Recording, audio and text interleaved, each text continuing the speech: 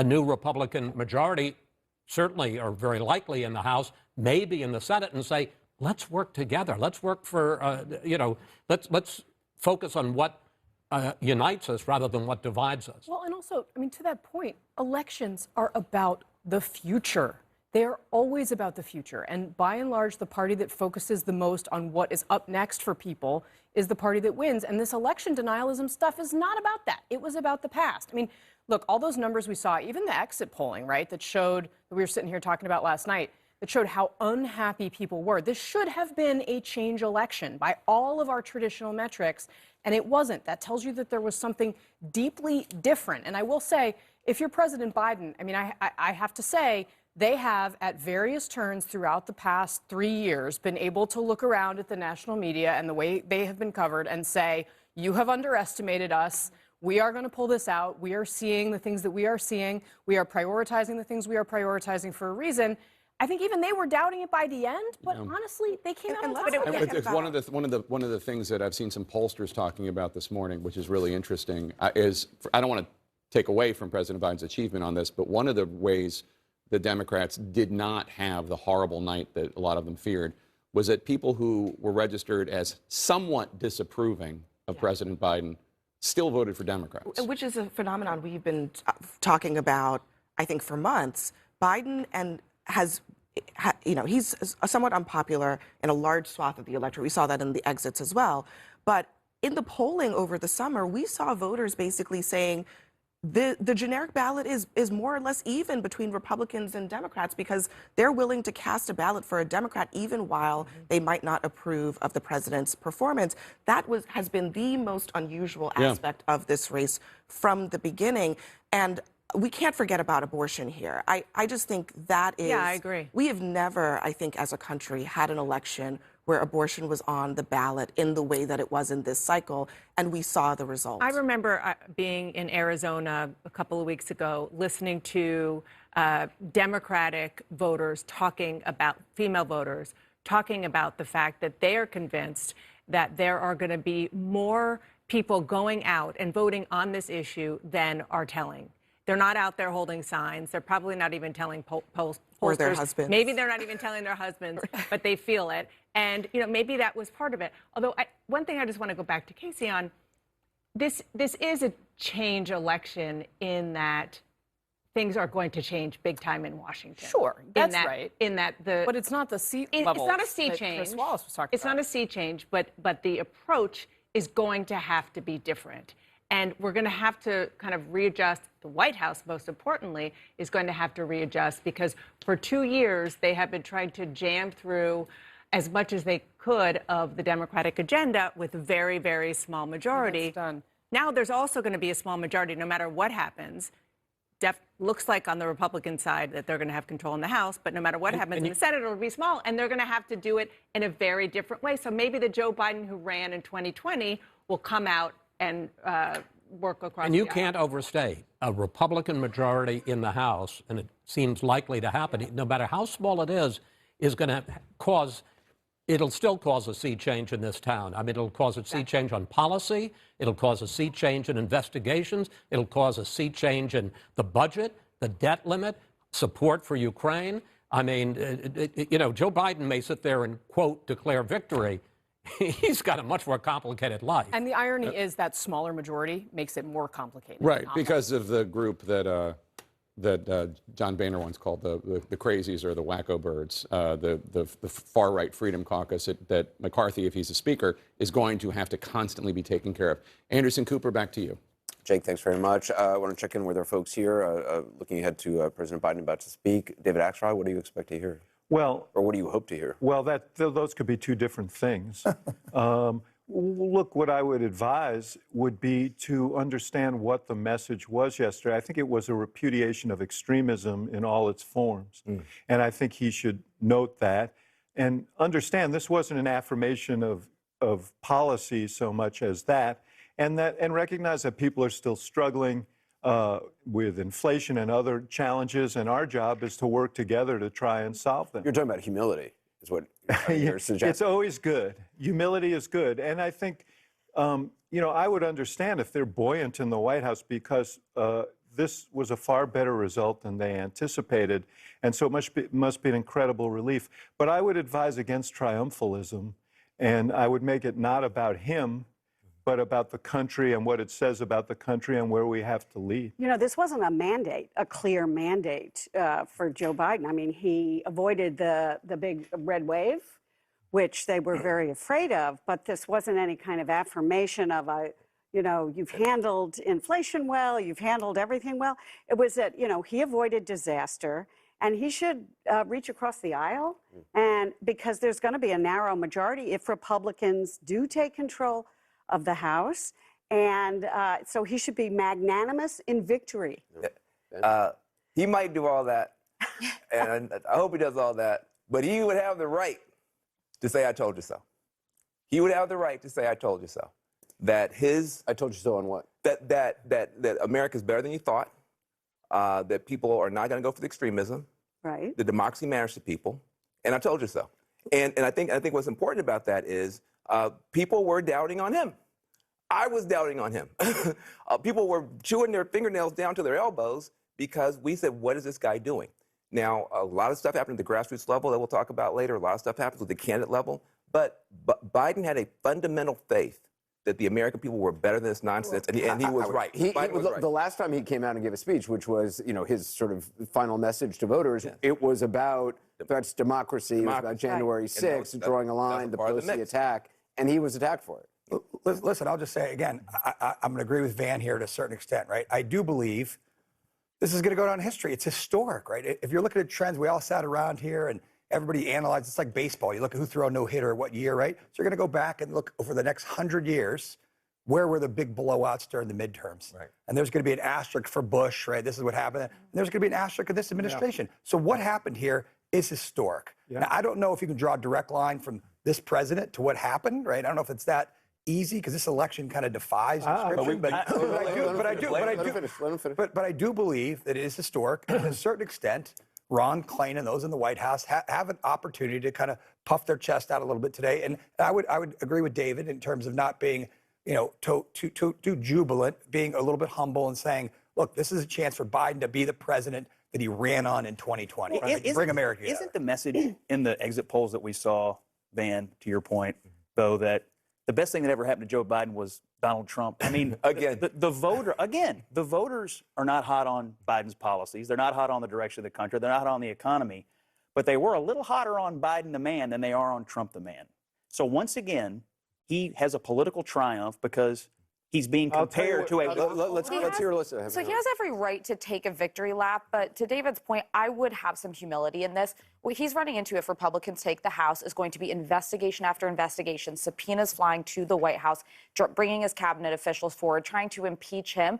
This is much more difficult with a slim majority for Kevin McCarthy, and I think if he strikes maybe much easier with a slim majority. No, but I think if he strikes the right tone today, it actually could lead to building more of a governing majority with some of the more moderate House Republicans who, for years, have been overridden. There's an opportunity to do that. There's an opportunity, and I think that's what he should be looking for. But can that be done at a time when the rest of the Republican Party is, you know, having investigations? I think that this is a wake-up call for the Republican Party. I think they need to realize this was a referendum on extremism. People don't want to debate Hunter Biden. They want to bring down gas prices. They want to put, you know, food on people's tables. Just, you know, my point is not that he should be proud of what the country did. But all I'm saying is he should make it about the country and not about himself. Okay. That's what I'm talking about. And in terms of your point, Alyssa, I think that what we saw yesterday was, yes, the Democratic base was mobilized, but the reason these candidates won was because independents swung hard to them. They were the people who also swung to Joe Biden in 2020, and some of them had lost faith in him. And I think to speak to fundamental kind of our stake in each other and so on. I want to add something after Gloria. Well, you know, this isn't Biden's first rodeo here. And he knows what happened in the 90s, for example. I mean, he understands that the potential for Republican overreach is huge. And so I think he's got to kind of play it cool because he knows what's sitting out there, as Alyssa's talking about. He knows they're talking about investigations. He knows they're talking about impeachment. He knows they're talking about Hunter Biden, et cetera, et cetera. So he can use them as a foil. And I think right now he's got to be cool. He's got to be cool about Yeah, it. look, I think that's right, and I agree that the independents were key here, but I don't want to take away, and I know nobody does. The base actually did its job, and I think I hope the White House takes a lesson.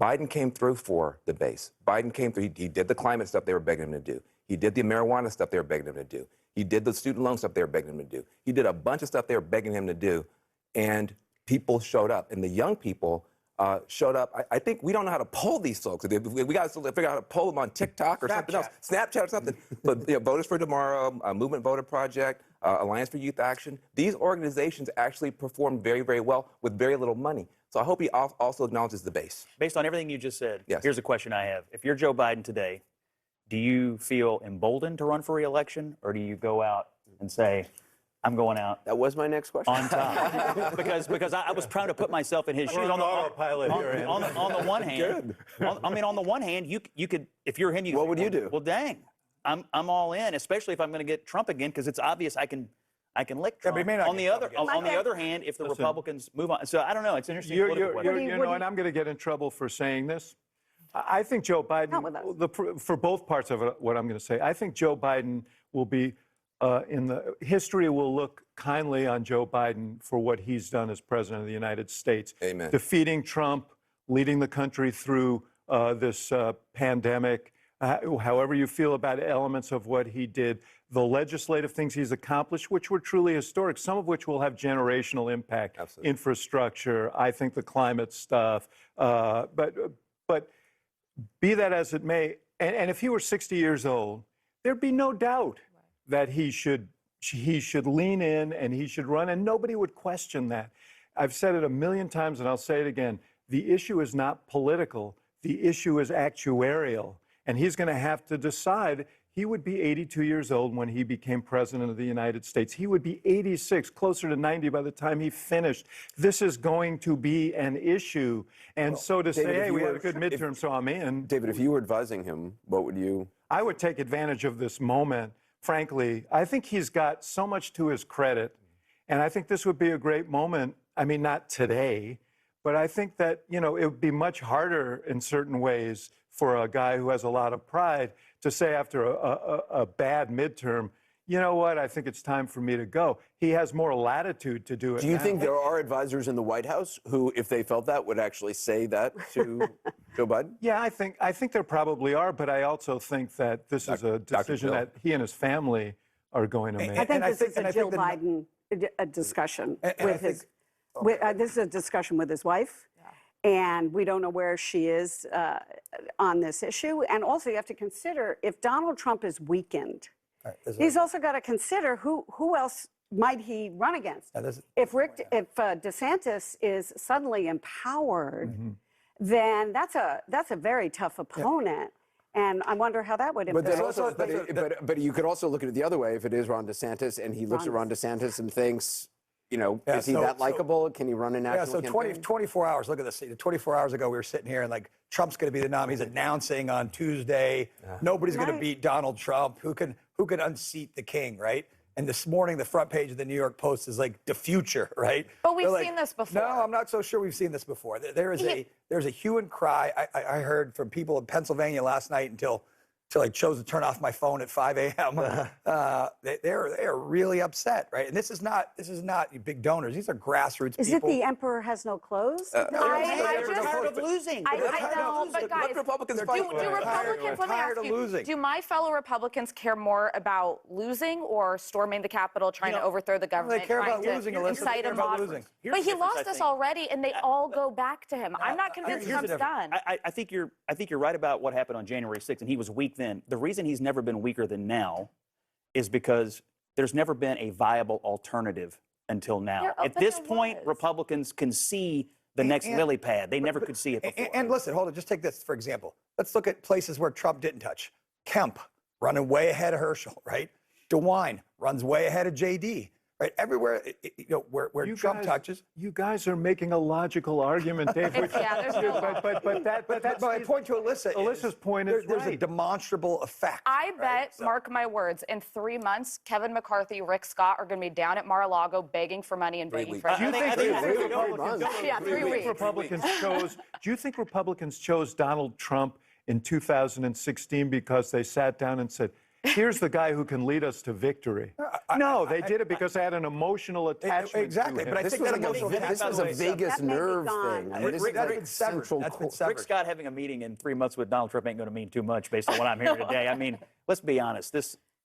He had the very agenda that he laid out this year was an albatross in every sense. And I said, one final little pithy comment, right? I said, if I do say so. Better deliver.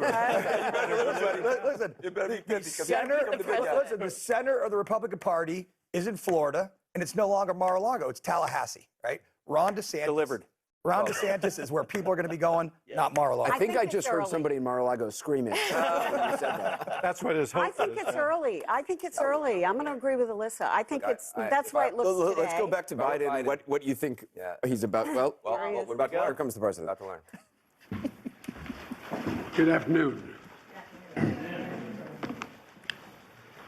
Well, we had an election yesterday. And it was a good day, I think, for democracy. And I think it was a good day for America. Excuse me, I'm a little hoarse. Our democracy has been tested in recent years, but with their votes, the American people have spoken and proven once again that democracy is who we are. The states across the country saw record voter turnout.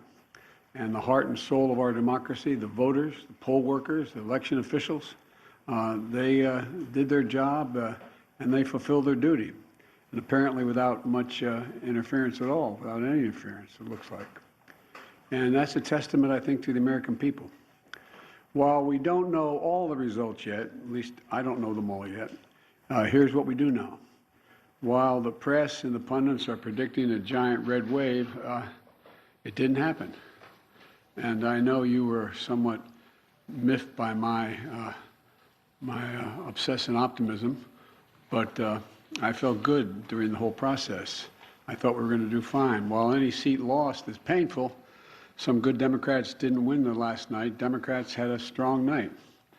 And we lost fewer seats in the House of Representatives than any Democratic president's first midterm election in the last 40 years.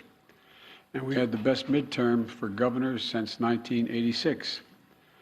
And another thing that we know is that voters spoke clearly about their concerns, about raising costs, the rising costs that they're and the need to get inflation down. There's still a lot of people hurting. They're very concerned. And it's about crime and public safety. And they sent a clear and unmistakable message that they want to preserve our democracy and protect the right to choose in this country. And I especially want to thank the young people of this nation who, I'm told, I haven't seen the numbers, voted historic numbers again. And just as they did 2 years ago.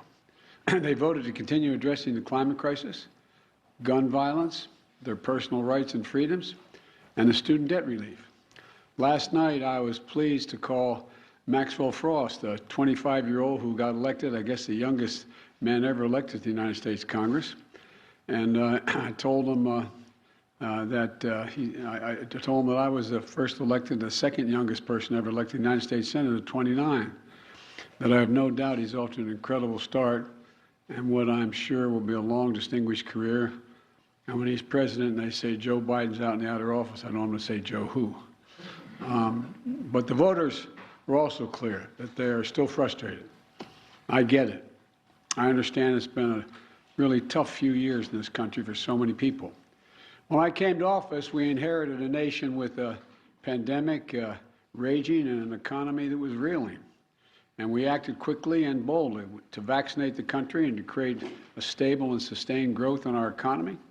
Long-term investment to rebuild America itself, our roads, our bridges, our ports, our airports, clean water systems, high-speed internet. And we're just getting started. The interesting thing is that this is all going to really come into clear view for people in the months of January, February, March of next year.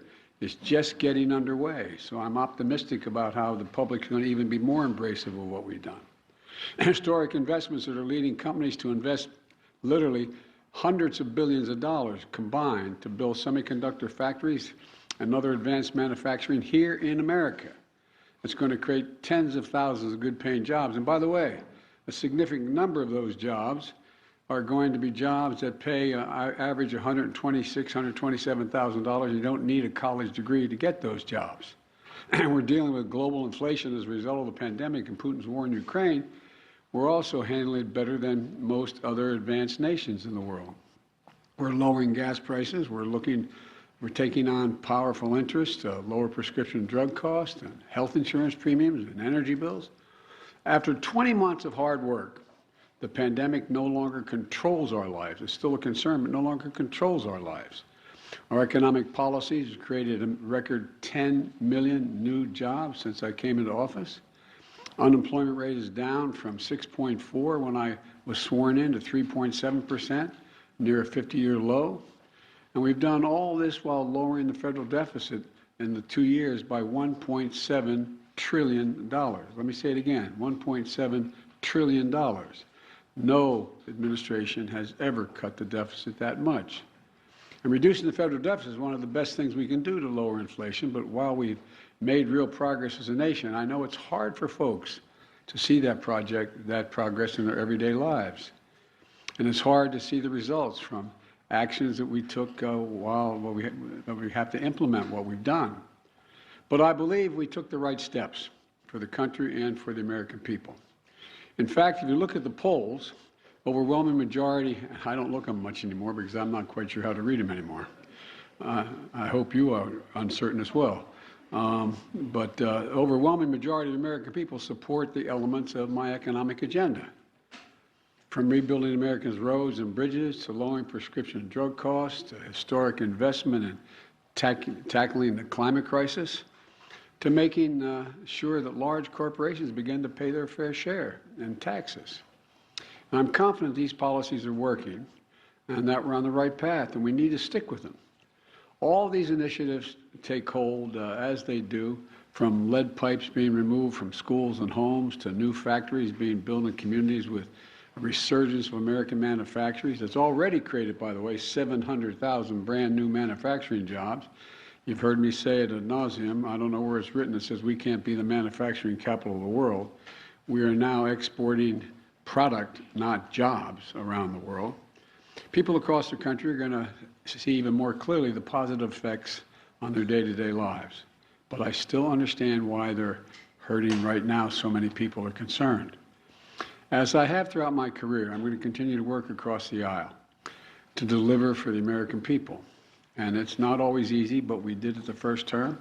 And I'll be surprised a lot of people that we signed over 210 bipartisan laws since I've become president, and we're revitalizing American manufacturing, gun safety, we did it together, and dozens of laws positively impacting on our veterans. And let me say this, regardless of what the final tally in these elections show, and there's still some counting going on, I'm prepared to work with my Republican colleagues. The American people have made clear, I think, that they expect Republicans to be prepared to work with me as well. In the area of foreign policy, I hope we'll continue this bipartisan approach of confronting Russia's aggression in Ukraine. When I return from the G20 meetings in Indonesia with other world leaders, I'm going to invite the leaders of both political parties, as I've done in the past in my foreign trips, to the White House to discuss how we can work together for the remainder of this year and into the next Congress to advance the economic and national security priorities of the United States. And I'm open to any good ideas. I want to be very clear. I'm not going to support any Republican proposal that's going to make inflation worse. For example, the voters don't want to pay higher prescription costs for drugs. We've cut that now. We're going to kick into gear next year, next calendar year. And I'm not going to walk away from the historic commitments we just made to take on the climate crisis. They're not compromisable issues to me, and I won't let it happen.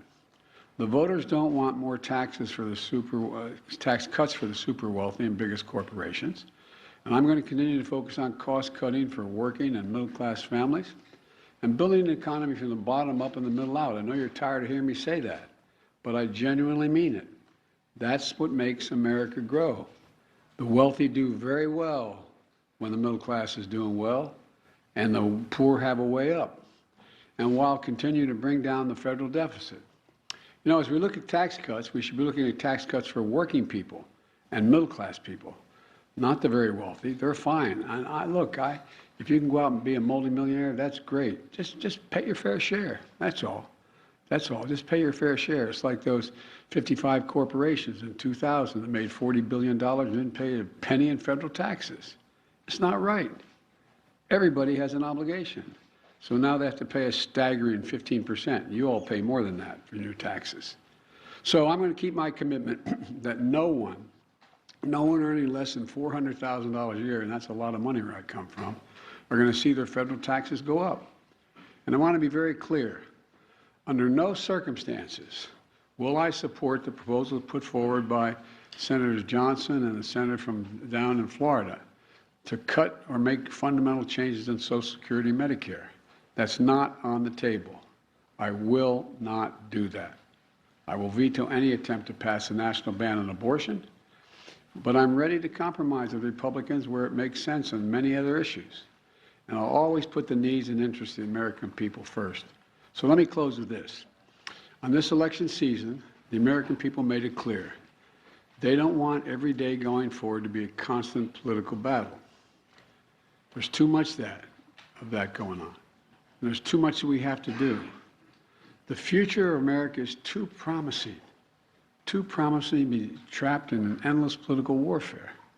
And I really mean it. You've heard me say it time and again for the last 20 months or so. I am so optimistic about the prospects for America. We need to be looking to the future, not fixated on the past. And that future is bright as can be. We're the only nation in the world that's come out of every crisis stronger than we went into the crisis. And that's a fact. I mean, literally mean that. We've come out stronger than we've gone in. And I've never been more optimistic about America's future than I am today. You know, particularly because of all those young people I talked about, 18 to 30. They're showing up. They're the best educated generation in American history. They're the least prejudiced generation in American history, the most engaged generation in American history, and the most involved. Look, after a long campaign season, I still believe it always have. This is a great nation, and we're a great people. And it's never been a good bet to bet against America. Never been a good bet to bet against America. There's nothing beyond our capacity if we work together. We just need to remember who the hell we are. We're the United States of America. The United States of America. There's nothing beyond our capacity. And I'm pretty well convinced that we're going to be able to get a lot done. Now, I've been given a list of 10 people that I'm supposed to call on, and you're all supposed to ask me one question, but I'm sure you'll ask me more. And so let me start off with a list I've been given. Zeke Miller, Associated Press. Thank you, Mr. President. I have 2 questions for you.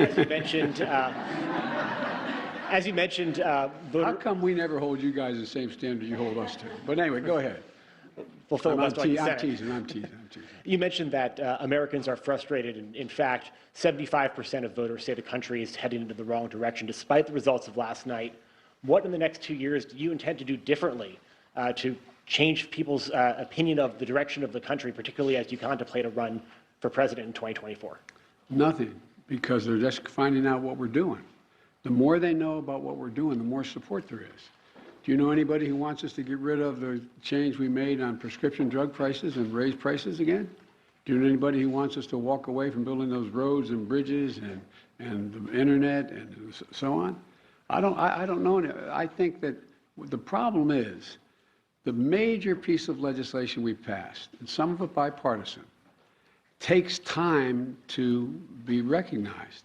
For example, you got over $1 trillion worth of infrastructure money, but not that many spades have been put in the ground. It's taking time. For example, I was on the phone congratulating a Californian recently, and then someone up in Scranton, Pennsylvania, the congressman who got elected. He said, "Can you help us make sure we're able to have high-speed rail service from Scranton to New York City?" I said, "Yeah, we can. We can. First of all, it'll make it a lot easier, take a lot of vehicles off the road, And we have more money in the pot now, already out there, we voted for, than the entire money we spent on Amtrak to begin with. And it's the same way. For example, I talked about through the campaign that we're going to limit the cost of insulin for seniors to $35 a month instead of $400 a month. Well, it doesn't take effect till next year. So there's a lot of things that are just starting to kick in. And the same way with what we've done in terms of the environmental stuff. It takes time to get it moving. So I'm not going to change. As a matter of fact, you know, there's some things I want to change and add to. For example, we've had passed the most bipartisan, we passed the most extensive gun legislation, rational gun policy in 30 years. But we didn't ban assault weapons. I'm going to ban assault weapons. They're going to try like the devil. So I'm not going to change the direction. I said I ran for 3 reasons. I'm going to continue to stay where I am. And I know I fully understand the legitimate concern that what I'm saying is wrong, okay? One is that I said we're going to restore the soul of the country, begin to treat each other with decency, honor, and integrity. And it's starting to happen. People are, the conversations are becoming more normal, becoming more, how can I say it, decent. Second thing I said was I want to build a country from the middle out, the bottom up, and that way everybody does fine. I'm tired of trickle down. Not a whole lot trickles down when you trickle down to hardworking folks. And the third thing I know is still very hard. I'm going to do everything in my power to see to unite the country. It's hard to sustain yourself as a leading democracy in the world if you can't generate some unity. So I'm not going to change anything in any fundamental way. And just on a different topic, Mr. President, Russia today claimed that it had evacuated the Kherson region and the Kherson city. Do you believe that this is potentially an inflection point in that conflict? And do you believe that Ukraine now has the leverage it needs to begin peace negotiations with Moscow? First of all, I found it interesting they waited till after the election to make that judgment, and which we knew for some time that they were going to be doing. And it's evidence of the fact that they have some real problems, the Russian military, number one. Number two, whether or not that leads to, at a minimum, it will lead to time for everyone to recalibrate their positions over the winter period. And it remains to be seen whether or not there will be a judgment made as to whether or not Ukraine is prepared to compromise with Russia. I'm going to be going to the G20. I'm told that President Putin is not likely to be there, but other world leaders are going to be there in Indonesia. And we're going to have an opportunity to see what the next steps may be. Nancy, CBS, Nancy Cordes. Thank you, Mr. President. I have a few questions. Been saving them up. First of all, Republican leader Kevin McCarthy said last night that it is clear we are going to take the House back.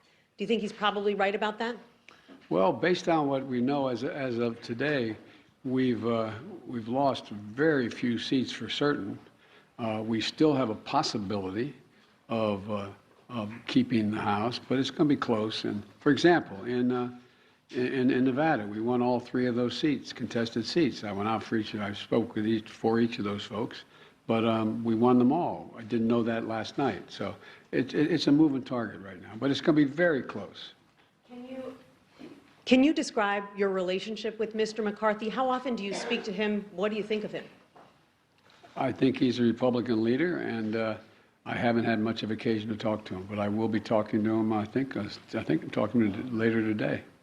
When it comes to your legislative agenda, when you were vice president, your legislative agenda basically ran into a brick wall 2 years in when Republicans took control of the House, and that lasted for the rest of the Obama presidency. Is there any way for you to prevent that same fate from happening this time around? Yes. If Republicans take control of the House? Yes, because it's going to be much closer if they take control. They can't, look, the predictions were, and again, I'm not being critical of anybody who made the predictions. I got it, okay? This is supposed to be a red wave. You were talking about us losing 30 to 50 seats, and this was going to, nowhere near, that's not going to happen. And so there's always enough people on the other team, whether it's Democrat or Republican, that the opposite party can make an appeal to, and maybe pick them off to get the help. And so it remains to be seen. But look, I doubt whether or not, for example, all the talk, I'd ask the I don't expect you to answer, but the rhetorical question, do you think that, Senator Johnson is going to move to cut Medicare and Social Security? And if he does, how many Republicans are going to vote for it? So it depends. And then my final question. Republicans have made it clear that if they do take control of the House, that they want to launch a raft of investigations on day one into your handling of Afghanistan, the border. They want to look into some of your cabinet officials. They want to investigate you. They may even want to investigate your son. What's your message to Republicans who are considering investigating your family, and particularly your son Hunter's business dealings? Lots of luck in your senior year, as my coach used to say. Look, I think the American public want us to move on and get things done for them. And, I heard that there were, it was reported, whether it's accurate or not, I'm not sure, but it was reported many times that Republicans were saying, and the former president said, how many times are you going to impeach Biden? Impeachment proceeding against Biden. I mean, I think the American people will look at all of that for what it is. It's just almost comedy. I mean, it's, but, look, I can't control what they're going to do. All I can do is continue to try to make life better for the American people. Okay, Phil Mattingly, CNN. Thank you, Mr. President. I have 37 I'm kidding. Sir, at a fundraiser last month, you said, quote, the rest of the world is looking at this election, both the good guys and the bad guys. You noted you're going to the G20 in a couple days. You'll come face to face with many of those leaders the same moment that your predecessor is considering launching his re-election effort. How should those world leaders, both good guys and bad guys, view this moment both for America and for your presidency? Well, first of all, these world leaders know we're doing better than anybody else in the world as a practical matter. Notwithstanding the difficulties we have, our economy is growing. You saw the last report. We're still growing at 2.6%. We're creating jobs. We're still in a solid position. And there's not many other countries in the world that are in that position. And I promise you, from the telephone calls I still have and from the meetings I have with other heads of state, they're looking to the United States and saying, how are you doing? What are you doing? What can we do together? So I think that the vast majority of my colleagues, at least those colleagues who are NATO members, European Union, Japan, South Korea, et cetera, I think they're looking to cooperate and wanting to know how we can help one another. And what was the other question? Oh, I'm sorry. No. So I think the one way I would follow up on that is you noted that you felt like there was a shift in terms of people being willing to show more decency in this moment. You've often talked about breaking the fever or kind of a transition from this moment that we've faced over the last several years. Do you feel like the election is what represents that? Do you feel like the fever is broken, I guess? Well, I don't think we're going to break the fever for the super mega MAGA Republicans. I mean, but I think they're a minority of the Republican Party. I think the vast majority of the members of the Republican Party, we disagree strongly on issues, but they're decent, honorable people. We have differences of agreement on issues. But they, I work with a lot of these folks in the Senate and the House for a long time, and they're honest and they're straightforward. They're different than mine, but they're decent folks. And so I think that the rest of the world, and a lot of you have covered other parts of the world, and the rest of the world is looking at the United States. I guess the best way to say this is to repeat what some of you heard me say before. The first G7 meeting for the public, that's the 7 largest democracies, when I went to right after we got elected in February, after I got sworn in January. And I sat down at a round table with the 6 other world leaders from the European Union and Canada, et cetera, and said, America's back. And one of them turned to me and said, for how long? For how long? It was a deadly earnest question. For how long? And I looked at them, and then another one went on to say, and I'm not going to name them, went on to say, what would you say, Joe, if in fact we went to bed tonight here in England, woke up the next morning and found out that thousands of people had stormed the Parliament of Great Britain, gone down the hall, broken down the doors, 2 cops ended up dying, a number of people injured, and they tried to stop the confirmation of an election. It's not the same situation, obviously, as we have. And he said, what would you think? And I asked a rhetorical question, what would you all think? You'd think England was really in trouble. You'd think democracy was on the edge if that happened in Great Britain. And so that's the way people were looking at us, like, when's this going to stop? Nothing like this has happened since the Civil War. I don't want to exaggerate, but literally, nothing like this has happened since the Civil War. And so what I find is that they want to know, is the United States stable? Do we know what we're about? Are we the same democracy we've always been? Because, look, the rest of the world looks to us. I don't mean that we're always right. But if the United States tomorrow were to, quote, withdraw from the world, a lot of things would change around the world. A whole lot would change. And so they're very concerned that we are still the open democracy we've been, and that we have rules and the institutions matter. And that's the context in which I think that they're looking at, are we back to a place where we are going to accept decisions made by the court, by the Congress, by the government, et cetera? So the entire genesis of that G7 conversation was tied to your predecessor, who is about to launch another campaign. So how do you reassure them, if that is the reason for their questioning, that the former president will not return, or that his political movement, which is still very strong, will not once again take power in the United States? Well, we just have to demonstrate that he will not take power by, if he does run, making sure he, under legitimate efforts of our Constitution, does not become the next president again. Steve Reuters, I'm sorry, Steve Howe. Thank you, sir. How do you interpret last night's results in terms of deciding whether you want to seek another term? Is it now more likely that you will run? And what's going to be your timeline for consideration? Well, first of all, Jill and I have, and by the way, it's my wife Jill, who's held a lot more popular than I am in the Democratic Party too. But at any rate, all kidding aside, our intention is to run again. That's been our intention, regardless of what the outcome of this election was. The fact that we won, I didn't run, the fact that the Democratic Party outperformed anything anyone expected and did better than any off-year presidency since John Kennedy is one that gives everybody like, whew, sigh of relief that the mega Republicans are not taking over the government again, et cetera.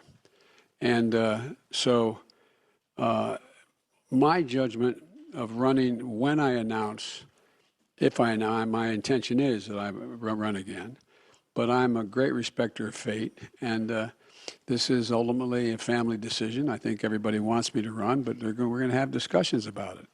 And I don't feel in any hurry one way or another to make that judgment, today, tomorrow, or whenever, no matter what my predecessor does. Early next year, or what's your thinking? My guess is, I hope Jill and I get a little time to actually sneak away for a week around between Christmas and Thanksgiving. And my guess is it'd be early next year we make that judgment. But it is my plan to do it now. I mean, but, okay, I'm sorry. Karen Travers of ABC Radio. Thank you, Mr. President. WNBA star Brittany Griner today was moved to a Russian penal colony to serve out her 9-year sentence. Do you have an update right now on her condition? What do you know about that? And does this mark a new phase in negotiations with the Russians to secure her release? Can the U.S. now fully engage in talks on a prisoner swap? Well, and we've been engaging on a regular basis. I've been spending a fair amount of time with her wife about what's going on with her.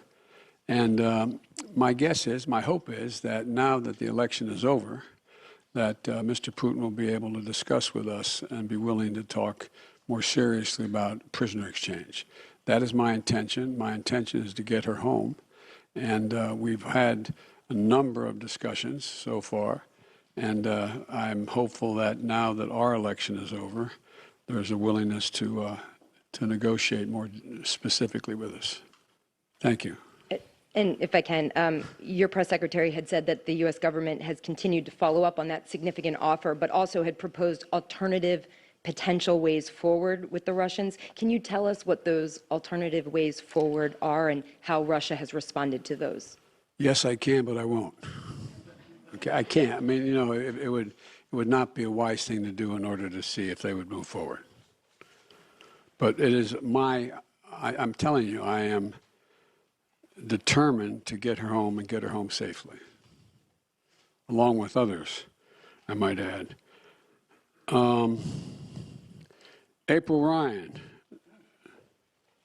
Of the GRIO. Of the GRIO, excuse me, I beg your pardon. Thank you, sir. I got it right last time we did this. Yes, you did. Yes, you did.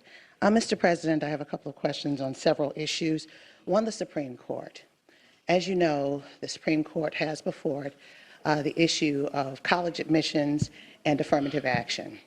What can and are you planning in case of a rollback that is expected? There are legal analysts that say that there will be drastic implications, there are tentacles from this, and they even say that this could impact Brown v. Board, the decision from Brown v. Board. Well, you know, first of all, I asked our Justice Department to defend the present policy before the Supreme Court. And like a lot of pundits, I'm not prepared to believe that the Supreme Court is going to overrule the existing decision. That's far from certain, and I don't believe that. But number one, what I did to try to change it is object to it before the Supreme Court of the United States, our administration.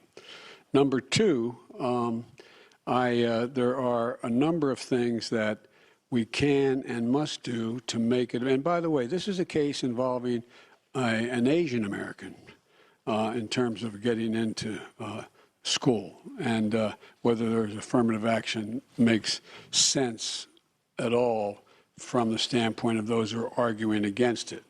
But you know, the fact is that we're also in a circumstance where there's a lot that we can do in the meantime to make sure that there's an access to good education across the board. And that is by doing things that relate to starting education at age 3, formal schooling at age 3, which increases not daycare but school. All the studies over 10 years show that that increases the prospect of someone making it through 12 years without any difficulty, no matter what the background they come from, by 56%. And I also think that we should be making sure that we have the ability to provide for 2 years of education beyond that, whether it's apprenticeships or community colleges. And we also are in a situation where I think that, for example, I want to make sure a lot of it has to do with finances as well, that we make sure that we have help for people who come from modest means to be able to get to school. You know, the cost of college education has increased fourfold. And it used to be that a Pell Grant would cover something like 70% of the college tuition. Now it covers significantly less than that. So I want to increase the Pell Grants as well. But let's see what the Supreme Court decides. And I am hopeful, and our team and the lawyers that argued for us are not nearly as certain as the people you quoted as saying it's going to be overruled. Next question, sir. The issue is inflation. The GRIO and KFF conducted a study of black voters that said inflation was the #1 issue and we saw it in this midterm election. What can you promise concretely in these next 2 years that will help turn the pocketbook for the better in the midst of staving off a recession? Well, a number of things. First of all, black unemployment is almost cut in half under my administration just since I began. More black businesses have opened up, small businesses, than ever before. We're now in a situation where we're providing, through the Small Business Administration, down payments for people buying homes, because most people accumulate wealth in the value of their home. Most middle-class families are like mine. My dad bought a home, didn't have it, just scraped together to get a home. By the time he was able to retire, he had built up equity in the home. That's how most people do that. But what I can't do is I can't guarantee that we're going to be able to get rid of inflation, but I do think we can. We've already brought down the price of gasoline about $1.20 a gallon across the board, and I think that the oil companies are really doing the nation a real disservice. They've made, 6 of them made over $100 billion in the last quarter in profit. $100 billion. In the past, if they had done the two things that they have done before, one, invest in more refineries and producing more product, and or passing on the rebates to the gas stations, or they sell the oil at a cheaper rate than they are selling it now, not taking advantage, and that lowers the price of the total gallon of gas because that gets passed on. So there's a whole lot of things that we can do that are difficult to do, but we're going to continue to push to do them. And the other thing is that one of the things that makes a gigantic difference is what are the costs that exist in the average family and average black community. One, prescription drug cost. Well, we're driving those down precipitously beginning next year. And, I'll bet a lot of people in the African American and Caucasian community that need to take insulin for diabetes. Well, we're going to be reducing that cost. They're not going to pay more than $35 for the insulin instead of average of $400. And I can go down the list of the things that my dad used to say it a different way. At the end of the month, the things you have to pay for, from your mortgage to food on the table to gasoline in the automobile, do you have enough money to do it? And when it's done, do you have anything left over? And medical bills are a big piece of that, particularly in the African American community and the poorer communities.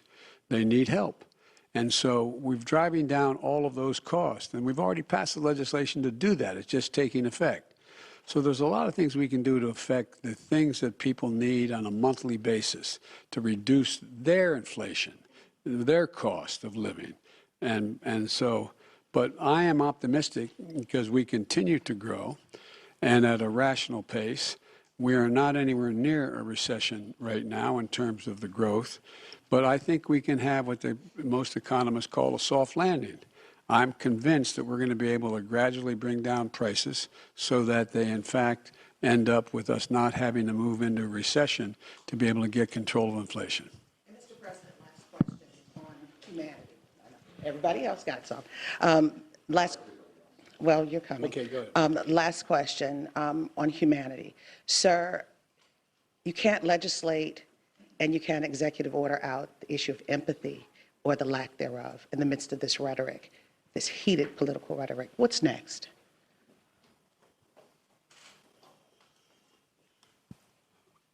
Part of what I think leadership requires, and I hope I meet the standard,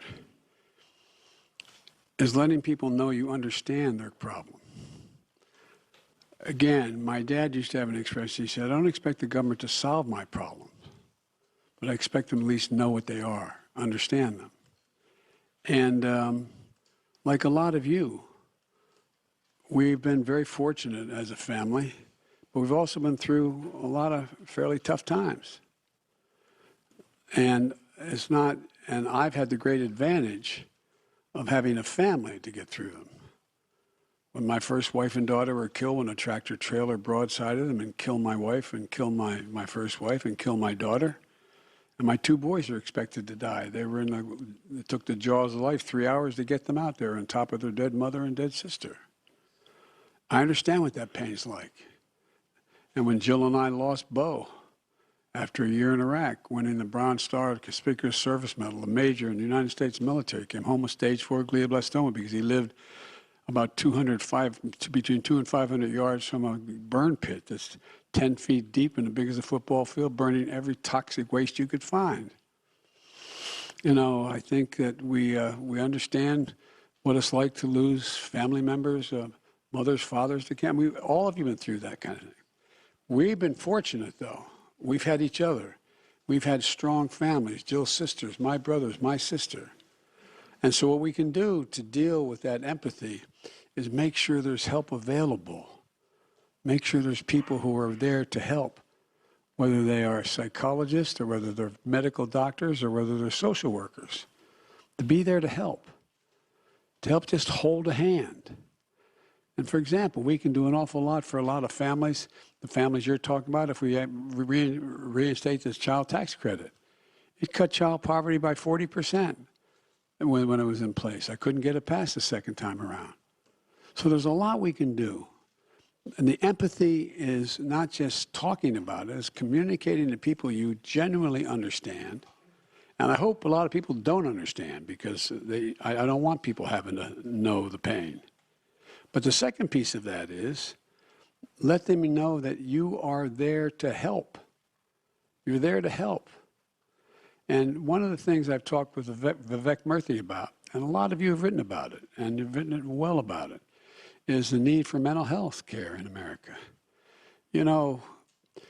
When we got elected, there were something like, 2, 3, 5 million people who gotten their COVID shots. Well, in the meantime, I got over 220 million people, all 3 shots. But in the meantime, what happened? We lost over 1 million dead. 1 million dead. I read one study that for those 1 million people, they had 9 people who were each one had averaged 9 people close to them. A relative, someone they're married to, a child, someone close. The impact has been profound. Think of all the people, think of all your children and your grandchildren who didn't have that senior prom, who didn't have that graduation party, who didn't have all the things we had that we took for granted, that impact on their psyche. So there's a lot we have to do. And empathy reflects itself not just in what a person demonstrates they understand, of knowing what people need and helping to make it happen. And we're trying to do that. And a lot of Republicans trying to do it too. I don't mean this is a partisan thing. A lot of people are trying to do it because they know we got a problem. Okay, excuse me. These 10 questions are really going quickly.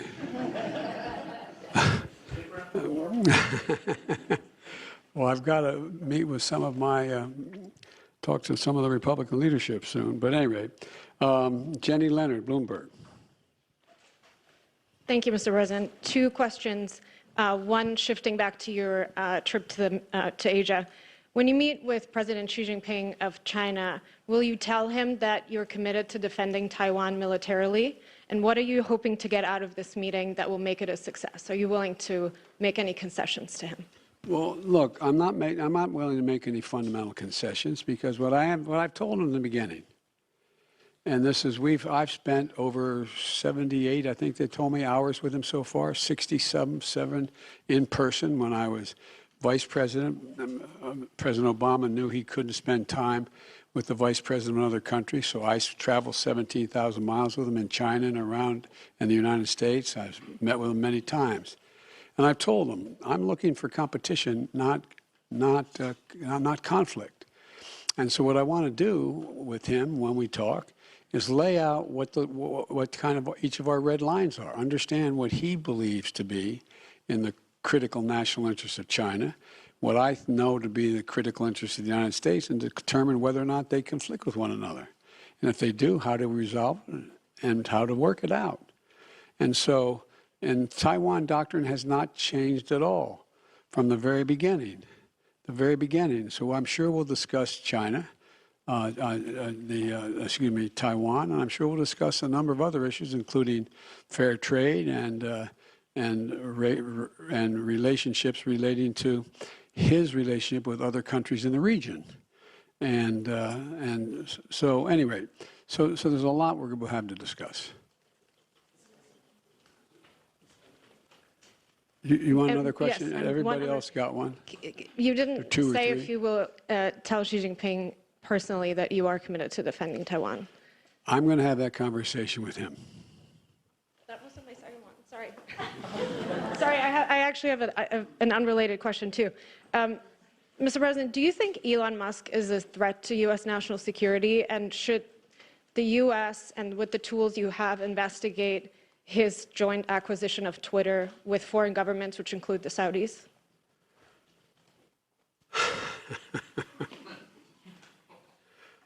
I think that Elon Musk's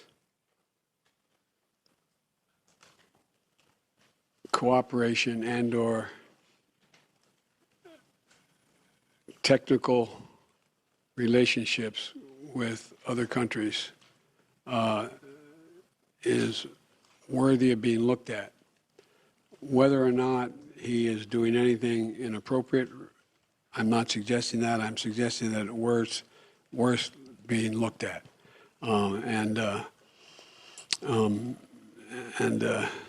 But that's all I'll say. There's a lot of ways. All right. Kristen Welker. Thank you so much, Mr. President. I appreciate it. I want to follow up with you on working with Republicans. Leader McCarthy again suggested that he is not prepared to write what he has called a blank check to Ukraine, and yet you expressed optimism that funding for Ukraine would continue, that the policies toward Ukraine would continue. Why should the people of Ukraine and this country have confidence in that, given the comments by Leader McCarthy? And just to follow up with you on your comments to Zeke, you said you don't need to do anything differently. If Republicans control the House, don't you need to recalibrate to some extent to try to work across the aisle with a Republican-led House? Well, let me put it this way. What I meant was I don't have to change any of the policies I've already passed. That's what they said they want to go after. And so what I have is a simple proposition. I have a pen that can veto. Okay? So that's what I mean. I don't have to recalibrate whether or not I'm going to continue to, fund we're going to continue to fund the infrastructure bill, or we're going to continue to fund the environment, et cetera. We have to, I think there's a growing pressure on the part of the American people, expecting both parties and all elements of both parties to work out their substantive differences, and not just, I'm not going to do that because it would benefit that party. Just making it personal. So it remains to be seen what the makeup of the House will be. But I'm hopeful that Kevin and I can work out modus vivendi as to how we'll proceed with one another. Will aid to Ukraine continue uninterrupted? That is my expectation. And by the way, we've not given Ukraine a blank check. There's a lot of things that Ukraine wants we didn't do. For example, I was asked very much whether we provide American aircraft to guarantee the skies over Ukraine. I said, no, we're not going to do that. We're not going to get into a third world war, taking on the Russian aircraft and directly engage. But would we provide them with all the rational ability to defend themselves? Yes. We try those HIMARS. Well, the HIMARS, there's two kinds of, but in the average person's parlance, rockets you can drop in those. One that goes over 600 miles and one that goes about 160 miles. We didn't give them any ones that go to 600 miles because I'm not looking for them to start bombing Russian territory. And so we want to make sure that there's a relationship that they're able to defend themselves and take on what is purely the the ugliest aggression that's occurred since World War II on a massive scale on the part of Putin within Ukraine. And there's so much at stake. So I would be surprised if Leader McCarthy even has a majority of his Republican colleagues who say they're not going to fund the legitimate defensive needs of Ukraine. And just a quick one. Obviously, a lot of attention on 2024 now that the votes have been cast in the midterms. 2/3 of Americans in exit polls say that they don't think you should run for re-election. What is your message to them, and how does that factor into your final decision about whether or not to run for re-election? It doesn't. What's your message to them? To those 2/3 of Americans? Watch me. Okay, one more. Very quickly. We saw Governor Ron DeSantis with a resounding victory in Florida last night. Who do you think would be the tougher competitor, Ron DeSantis or former President Trump, and how is that factoring into your decision? It'll be fun watching them take on each other. All right, David Sanger. Thank you, Mr. President. I also have a question for you about China, but before I do, I just wanted to follow up on something you said earlier. When you said it remains to be seen whether the Ukraine government is prepared to compromise with Russia. Previously, you've told us the only thing for the Russians to do is get completely out of Ukraine, go back to the lines that existed prior to February 24. Are you suggesting with the word compromise that you think that there is room for territorial compromise now? No, I'm not. See, that's up to the Ukrainians. Nothing about Ukraine without Ukraine. So what kind of compromise do you have in mind? I didn't have any in mind. You have asked the question whether or not, if I recall, whether or not what would happen if, in fact, after this, I think the context is that whether or not they're pulling back from Fallujah. And from the Kherson, the city of Kherson, and they're coming back across the river to the eastern side of the river, the Russian forces. And I said, what's going to happen is they're going to both lick their wounds, decide what they're going to do over the winter, and decide whether or not they're going to compromise. That's what's going to happen, whether or not. I don't know what they're going to do, but I do know one thing: we're not going to tell them what they have to do. You were asked before about your meeting with President Xi. At this point, the Chinese government, by the estimate of the Pentagon, is getting ready to bring their force of nuclear weapons up to over 1,000 weapons, significant increase from what they've had for many decades. You've seen the threats from President Putin about the use of his nuclear forces. Remember how you all went after me when I said that was real? And what in your view happened? Do you think he backed off because of that? No, I'm just saying. I just found it interesting that Biden's being Biden's being extremist, and it turns out you all are writing about it now. Kind of fascinating.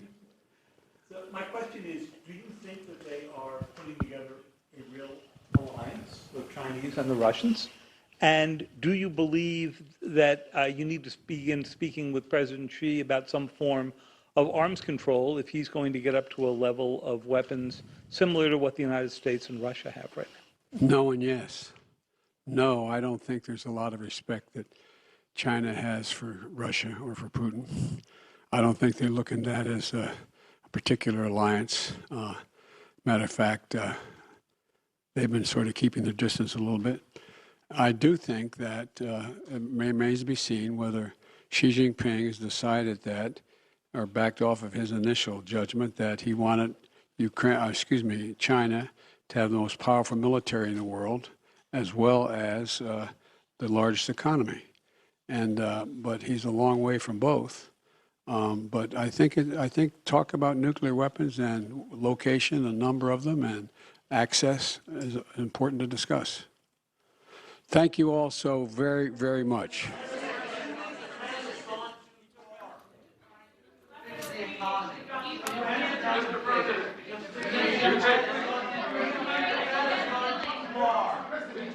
Thank you very, very much. We'll do another hour a little later. Thank you so much. Thank you. I would expect you to do more of these in the future. Will you go to the southern border? All right. President Biden heading out. A lot of questions being asked of him.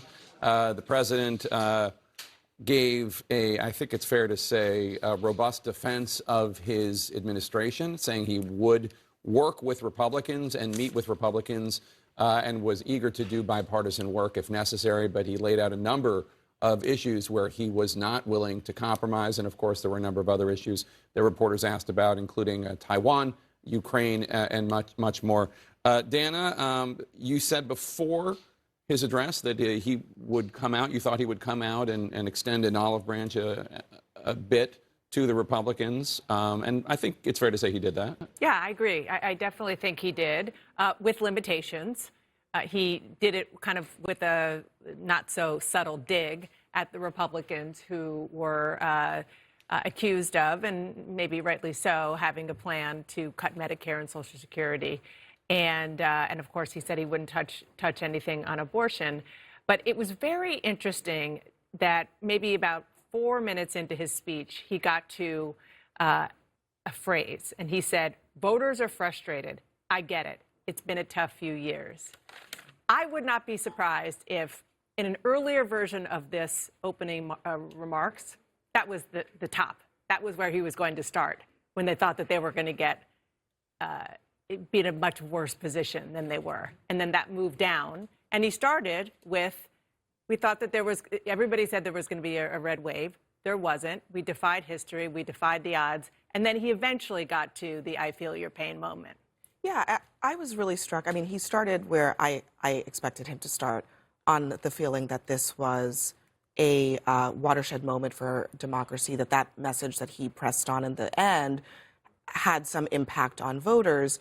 People may disagree about that, but I do think that the results seem to show that a lot of the people who Biden would characterize as threats to democracy did not win their campaigns. But where my ears really pricked up was when he started talking about what he said voters said clearly. He said they clearly said that their concerns were about rising costs and inflation and crime and public safety. This is very clearly a White House that understands not to overread. This is not any kind of mandate, but not to overread what happened last night. And that, yeah, I mean, in addition to all of the other factors, voters do, in fact, care about the economy. That is very clear. Whether or not they kick Democrats out wholesale over that one issue may not have happened, but Biden seemed to acknowledge today that he believes that is still a top priority for his administration. If Joe Biden was extending an olive branch to House Republicans, there weren't many olives on it. I mean, on the one hand, he said, I hope that we can work together. The American people want us to work together. But all he talked about was things that he wouldn't deal with. That he wasn't going to entertain any thoughts about an abortion ban, about cuts to Medicare, to Medicaid, tax cuts for the wealthy, any changes to his prescription drug. He said that any kind of investigation was almost a comedy. And at one point, when they were asked him, what are you going to do? How are you going to act differently? He said, well, I've got a pen and I can veto. There wasn't a single specific area where he said, this is a specific policy that I think we can pursue. I thought it was a pretty empowered president. He certainly wasn't, as someone said earlier, I think it was David Axelrod, triumphalist. But on the other hand, he wasn't giving any quarter to Republicans. And it was interesting, Casey, because he was asked, what does he think of Kevin McCarthy? And his answer was, I think he's the Republican leader. Yeah. Which is, I mean, you could say he's a a nice guy, he's a hail fellow well met, he's charming. No, I think he's the Republican leader. So, I mean, there was certainly a statement in that. Yeah, I have to say that made me laugh a little bit. Very much a statement there. I mean, look, McCarthy's got some pretty tough sledding ahead of him before I think, we're really going to know how that relationship between McCarthy and the president is really going to shake out. I thought what he said about investigations that the House may launch was an interesting one. McCarthy's going to come under more pressure in a more narrow majority to launch more investigations that, we had seen him kind of try to tamp that down a little bit in the waning weeks of the campaign, kind of say, well, that's this impeachment talk, I don't know. But I think that with things shaking out the way that they seem to be right now in terms of who's going to control the House of Representatives and by how much. I mean, the Trump side of the conference is going to make McCarthy's life harder than they would have been able to if McCarthy's majority had been bigger. And I think my question, you're absolutely right on the policy in terms of like Biden didn't give any ground on Democratic priorities, but there are going to be some key pivot points where, and Biden in his career has been involved in these before. For example, when he negotiated with McConnell over the fiscal cliff. I mean, Dana, you were there for all of that. They're going to have to raise the debt ceiling. Yeah. And Republicans are going to hold that hostage. Unless they do it in the lame duck session. And there are a lot of people a lot of people are hoping, I think both Republicans and Democrats, that they get it done with the Democrats in the majority so Republicans don't have to deal with that. And what he was trying to say, and I hear what you're saying, is that when you said there weren't a lot of olives on the branch, but what he was trying to say is just what we heard on the campaign trail, be patient. We've already had these policies been put in place, and nobody has seen it yet because the legislation was written in a way that it actually won't kick in for a couple of months. I have to just talk about 2024 for a second. Yes, let's please, because I can't believe we haven't gotten there already. I plan to do it now. I mean, to me, that was the takeaway. I plan to do it now. He can't actually make the announcement there for lots of reasons, but it did not give an inch on that. I guess we don't expect him to, but that to me was the 2024 takeaway. I don't know how many times Joe Biden needs to say, I intend to do the thing. But it's different post midterms. Yeah, I mean, I think that Biden has had this demeanor about 2024 for some time now. And whenever he's asked about a rematch against Trump, there is a confidence there. He believes that he's the guy who did it once and can do it again. And that's, I think, what we saw today. He kind of scoffed at this idea that he was asked about the exit polls, where most Americans said they don't want him to run again. Most Democrats said they don't want him to run again. And he kind of brushed it off. And he's like, watch me. Yeah, I mean, this is, that is perhaps the one area where maybe there's a little bit of bravado there, deserved or not, but that is how there was also some bravado about Trump when somebody said to him, well, he's got a lot of support. And he went, oh, yeah? Not after last night. I think that was Phil. It's interesting about the watch me, because when I interviewed President Biden a few weeks ago, I said, you say, watch me, and the American people have been watching you, and they don't want you to run for re-election. Democrats, people who like you. And he shifted his answer. It was like, look at what I've done. Mm-hmm. And I thought that maybe they had just changed instead of watch me, because obviously we all see him aging, as happens to presidents and all of us inevitably. We all see that you can watch him, and you see that he's noticeably older. But I thought he was going to lean on his accomplishments, but he's back to watch me today.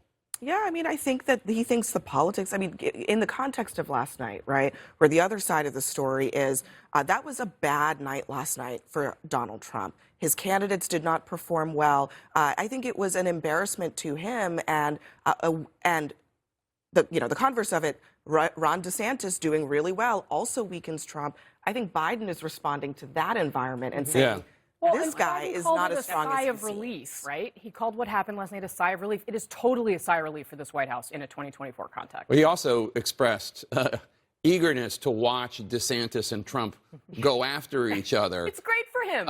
It could not be better for him. No, I get it, and we're all political junkies. We enjoy a contested primary as well. Anderson? Jake, thanks very much. David Asher, I want to ask you about what you thought we just saw from President Biden. I want to play his response to the question about running for president again. When I announce, my intention is that I run again, but I'm a great respecter of fate, and this is ultimately a family decision. I think everybody wants me to run, but we're going to have discussions about it. And I don't feel any hurry one way or another to make that judgment, today, tomorrow, or whenever, no matter what my predecessor does. My guess is it'll be early next year we make that judgment. But it is my plan to do it. What do you think? I think this is pretty consistent with what he's been saying. I mean, he clearly wants to run. I don't think there's any doubt about that. When he says, I'm a respecter of fate, I think that's also a little bit of a nod to the fact that he's going to be 80 and he's going to, he has to take that into account. But, I think his whole statement might have been different today if he weren't seriously thinking about doing it or planning to do it, because so much of his statement included kind of a recitation of his accomplishments. And, you know, I kind of wish, I think yesterday was as I said beforehand, it was a big moment for the country, and he could have celebrated that moment and talked about the message people were sending and run everything through that prism. You know, they don't want extremism, they want progress, they don't want crazy, they want responsible. And then if you got a question on Trump, I think the obvious answer to that is Donald Trump doesn't represent those things. Donald Trump represents something else. And the country chose a different path yesterday. So I think that was a strong message. I think that would have been effective. CNN exit poll. Do you want Biden to run for president in 2024? Yes, 30%. No, 67%. Biden approval, 44%. Now, favorable rating for Donald Trump was 39%. One of the things about this election that is clear to me is that the American people are screaming for anything other than a rematch here. They'd rather pick two names out of the Peoria phone book and run them against each other than Trump and Biden. And I know he wants to run again. I agree with you. You can tell he wants to run again. This election was not about begging Joe Biden to run again. This election was, we like you just a little bit more than some of these Trump-backed candidates. And that is it. And you could easily overread it if you were in his position. But this is a clear number. Well, I do just want to quickly play some sound of what the president just said about the Trump movement. I don't think we're going to break the fever for the super mega MAGA Republicans. I mean, but I think they're a minority of the Republican Party. I think the vast majority of the members of the Republican Party, we disagree strongly on issues, but they're decent, honorable people. Listen. I don't think that branding is particularly helpful, but Joe Biden wakes up in a different America today where many Republicans, serious Republicans, are saying maybe it's not Donald Trump, maybe it's a Ron DeSantis or a different Republican. That's not personally my take, but that's what many powerful people in the party are saying. And I think as he's weighing a calculation about running again, he needs to not just be looking at the head-to-head with Trump. That's where he always thinks he fares well. There's been polls that show both sides of that. New York Times Siena also showed Trump 2 weeks ago beating him head-to-head. But I think he really needs to think about if it's a different candidate, it might be a time for change. And to Axelrod's point, are they grooming someone for that? Do they have someone teed up? And I don't think he's considering that. I think that for most people who are watching this as regular folks, they're just trying to figure out, okay, something big happened. Where's the hope going to come from? Where's the help going to come from? How's this going to help me? I thought he did good on two things, but bad on the other. I think it was good for him to speak up for the country's decency. He could have done more of it. He could have done it earlier. But I think that's medicine for people. Like, he's reminding people that we're good. I think it was good for him to remind people of all the good things he's already done when it comes to the infrastructure and the prescription drugs and trying to get the gas prices down. Because people forget, oh yeah, there's some stuff coming. Help is on the way. I think where he missed an opportunity was, and now since the country wants us to come together, here's what we can do together. There could be a grand bargain on immigration. Right now. There could be a grand bargain on voting. Right now. And he left that part out, and so that's the part I think was my disappointment today. Van, what do you think though about what Scott Jennings said, which is that people don't want him to run again? I think people love him. I think people appreciate him. I think people don't want him to run again. I think he has an opportunity to exit on a high note, if you will. Here was sort of the thing that struck me, which is when he was asked, "Would you change anything?" Mm-hmm. Right. Yeah. He said, no. Now you have 75% of the country saying that we're headed in the wrong direction.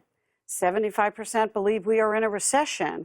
And then the president, in a way to try to brag about himself and what he's done, of course, and to talk about how Republicans would threaten your Social Security and your Medicare, he said he just wouldn't do anything different because, of course, our achievements take a long time to be recognized.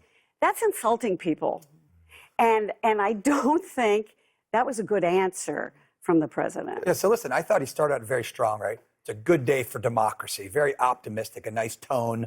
Right. I think he dragged on, but to highlight Gloria's point, he started out these three things I think I'm going to do. These are three things that are very important. And the third amongst those was unity, right? I'm going to work to unity. And this is why the guy got elected in the first place, because people were tired of the divisiveness of the Trump administration. That's why Joe Biden got elected. And so he harkens back, he says, I'm going to try to bring unity back to America. And then when he's asked, well, what are you going to do differently? Well, nothing. And what do you think of Kevin McCarthy? He's the guy. Yeah, he's the guy, right? And then and by the way, I'm coming for your guns, Republicans. We're going to have an assault weapons ban. Let me just go through the litany of third rail issues. That's not a guy who's like looking for unity, right? That doesn't scream unity. So I thought he should have kept the speech tight, short, optimistic, like David was talking about. Big picture, flowery, drop the mic, walk out. Doesn't that show that he's conflicted, though? In an odd, his answer on running, yeah, it's my intention to run, but I've talked to my wife about it, and yes, I want to be unified, but by the way, Republicans are going to take away your Social Security and Medicare, not making it an entitlement. I'm sorry. No, I'm done. I'm just saying.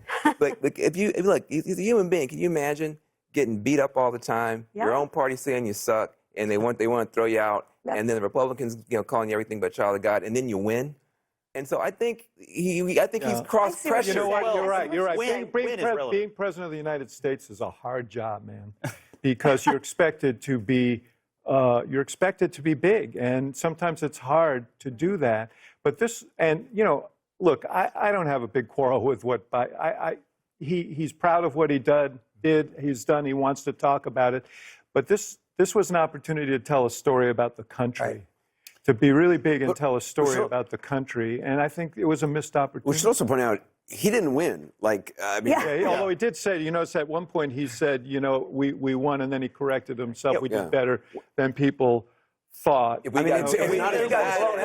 wasn't about him. The point is, if you look at these, at the exit polls, there were a fair number of people who didn't have a favorable opinion of his performance in office who voted for Democrats because it was about something larger, and it was also about the alternative. Well, they wanted to defeat extremism. Like 80% of Americans were angry last night, right? About the economy. Angry about the economy, not just dissatisfied, but angry. A number of Democrats outperformed Biden last night, and that wasn't really acknowledged. And there was a bit of an I alone can fix it attitude to the speech that he just gave. I agree with the, unity message, but the problems that we're facing are not things that solely Joe Biden can fix, and that he's not even opening the door to the possibility there might be. He could have said, to Van's point, there are places we can work together. We could solve the opioid crisis, for example. For instance. We could take a look at technology together, for example. Maybe even a little bit on immigration, dreamer, whatever. But he didn't pick that up because I think, he understands who he's dealing with. He went to assault and weapons. I think he wants assault. He went with assault weapons, which is Democratic. We're going to take a quick break. We're going to go live to Arizona and Nevada for the latest on the undecided races in those key battlegrounds, including the contests that are critical to the fight for Senate control. Also, we'll talk to the governor-elect of Maryland, Wes Moore, the first African-American to win that office. There's much more ahead. It's election night in America.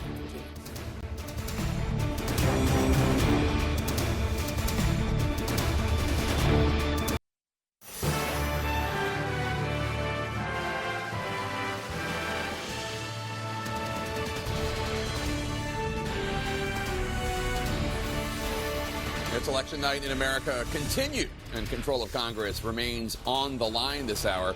This midterm election defying expectations, keeping us all guessing about the final outcome. We're following all the races that are still too close to call, as well as critical contests that have been decided and are shaking up the political landscape. That includes a historic decision in Maryland. Wes Moore will become the state's first ever African-American governor and only the third African-American elected governor in U.S. history. Governor-elect Wes Moore joins us now live from Baltimore. Governor-elect, good to see you again. You were once a guest on my show. Now you're the governor-elect. I know you say that the history that matters most is the history that you make in the next 4 years, your accomplishments. But if I can ask you, what does this groundbreaking moment mean for you personally? You're in Baltimore right now. You're only the third ever African-American elected governor in the history of these United States.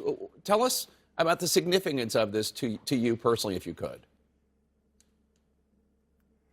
It means a great deal to me personally because I know the history of my state.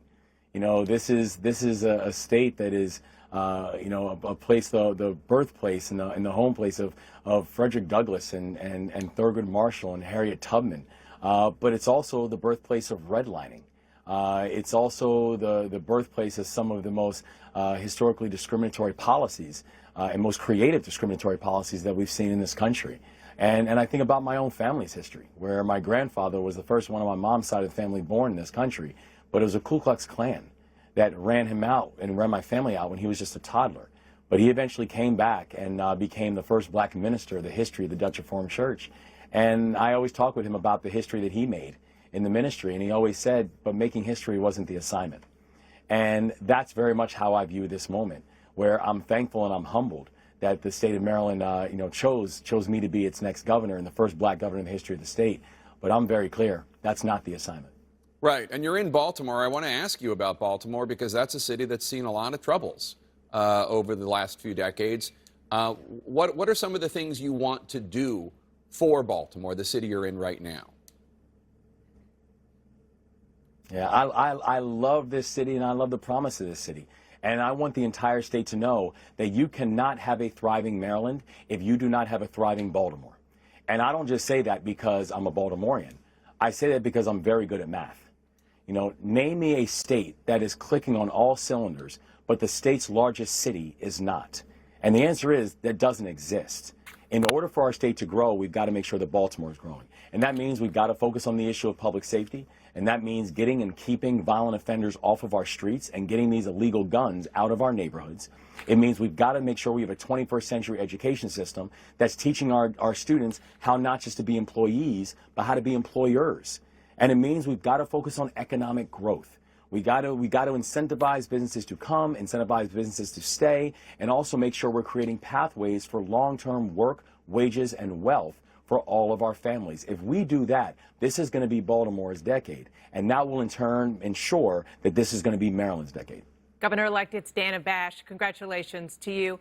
I want to ask about what lessons you might take from the man who's going to be your predecessor, he's still the sitting governor, Larry Hogan, who's in the rare position of being a Republican, a popular Republican in a blue state. What can you learn from him as you think about how you're going to govern?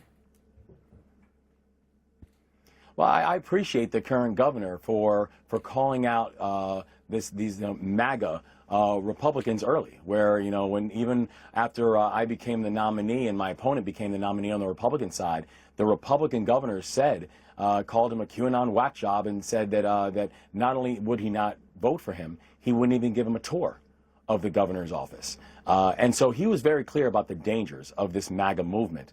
But I know the way I'm planning on approaching the work and approaching the job is the way I've governed, the way I've campaigned this entire time, which is going everywhere. We're going to every corner of the state, and we are sharing our vision and our values. And, and I believe deeply, I tell people that, when I was leading soldiers in combat, when I was leading soldiers with the 82nd Airborne Division, do you know what question I never once asked my soldiers? What's your political party? And I think that matters because that's how I plan on governing. I think people are tired of being at each other's throats. I think people are tired of caring more about who originated on an idea than is it a good idea. And I think as a state, we're ready to move fast and we're ready to move together. And I think that's why we saw such an overwhelming victory in Maryland last night. Governor-elect, it's Abby Phillip. Thanks for being here again. You mentioned hi there. You mentioned your opponent, who you won a decisive victory over. But I do want to ask you about what led to him even being the Republican opponent in this race. Democrats did spend money to boost his candidacy and did so for others like him, Trump-backed candidates, election deniers in other states and districts. Going forward, you ran this race and it was a victory, but going forward, what lessons should Democrats learn from how you ran that race? And is that even a strategy that you think your party should be employing, given that the argument that you and others have been making is that this is a threat to American democracy?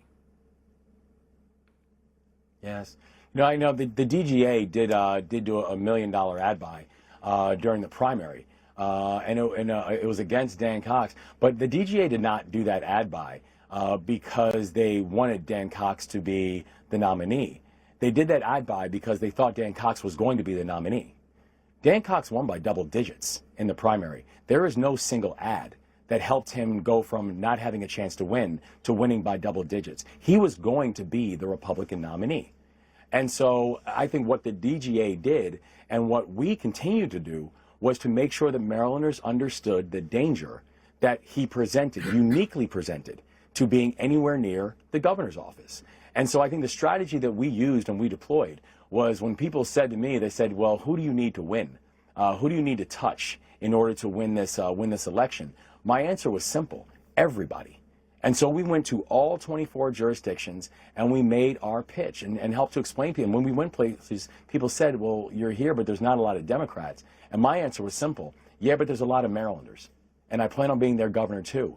And so you go to their territories and you make your pitch. Because if you show up, you'll see exactly what we saw here in the state of Maryland yesterday, is that we won not just Democrats, not just independents, but we took a large swath of Republicans. And that's why I think we saw the numbers and the margins that we saw in the state of Maryland.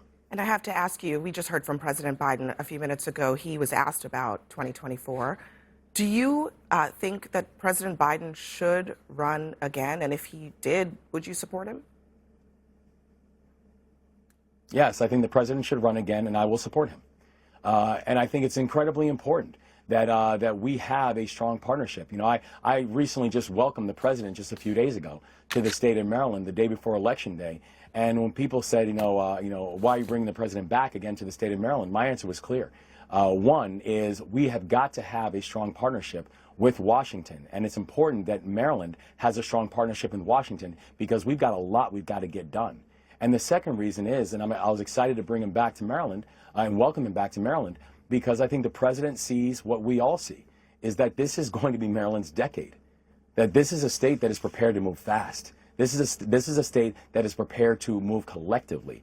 And I'm excited to have Washington and the Biden administration as a partner in that work. All right, Governor-elect Wes Moore, congratulations again. Don't be a stranger. You're just up by 95. We'll have you on anytime. I look forward to it. Thank you all very much. Thanks so much. Still ahead, the high-stakes Senate runoff in Georgia will take you inside the Warnock and Walker campaigns.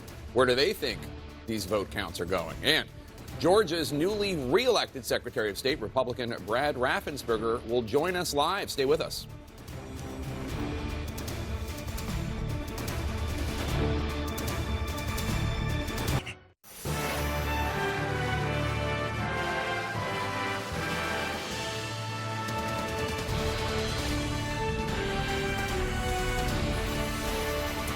Election night in America is extending into a second election night and potentially election month. The fight for control of the Senate could all come down to a December 6th runoff election in Georgia between the top two vote getters. And that's where CNN national politics reporter Eva McKend is covering one of the most closely watched Senate races right now. Eva McKend, you're in Atlanta. Tell us more. Well, Jake, top aides the day after here have just come out swinging Senator Warnock's camp, arguing that Herschel Walker greatly underperformed other Republicans in this state, namely incumbent Republican Governor Brian Kemp. Also feeling confident because, they argued Senator Warnock has won a consequential runoff in the past. Meanwhile, Walker's camp says this is really no reason to celebrate, that Senator Warnock suggesting he really had the advantage. More than $100 million spent, and he's an incumbent. So we will hear spin from both sides in the days ahead. But that does not change the fact that in the next 4 weeks, they now have to continue to make their case to voters. They're essentially at square one, even with Warnock pulling slightly ahead. And having more votes, they are essentially at square one and have to make this case to Georgians all over again, Jake. Jeff Zeleny is also in Atlanta, Georgia for us. Jeff, it looks like we're headed for a runoff. Gabe Sterling in the Secretary of State's office said it's impossible for either of these candidates to get above 50%. So what now? Well, Jake, both campaigns have been planning for a runoff really since last evening. And the Republican strategy is quite simple.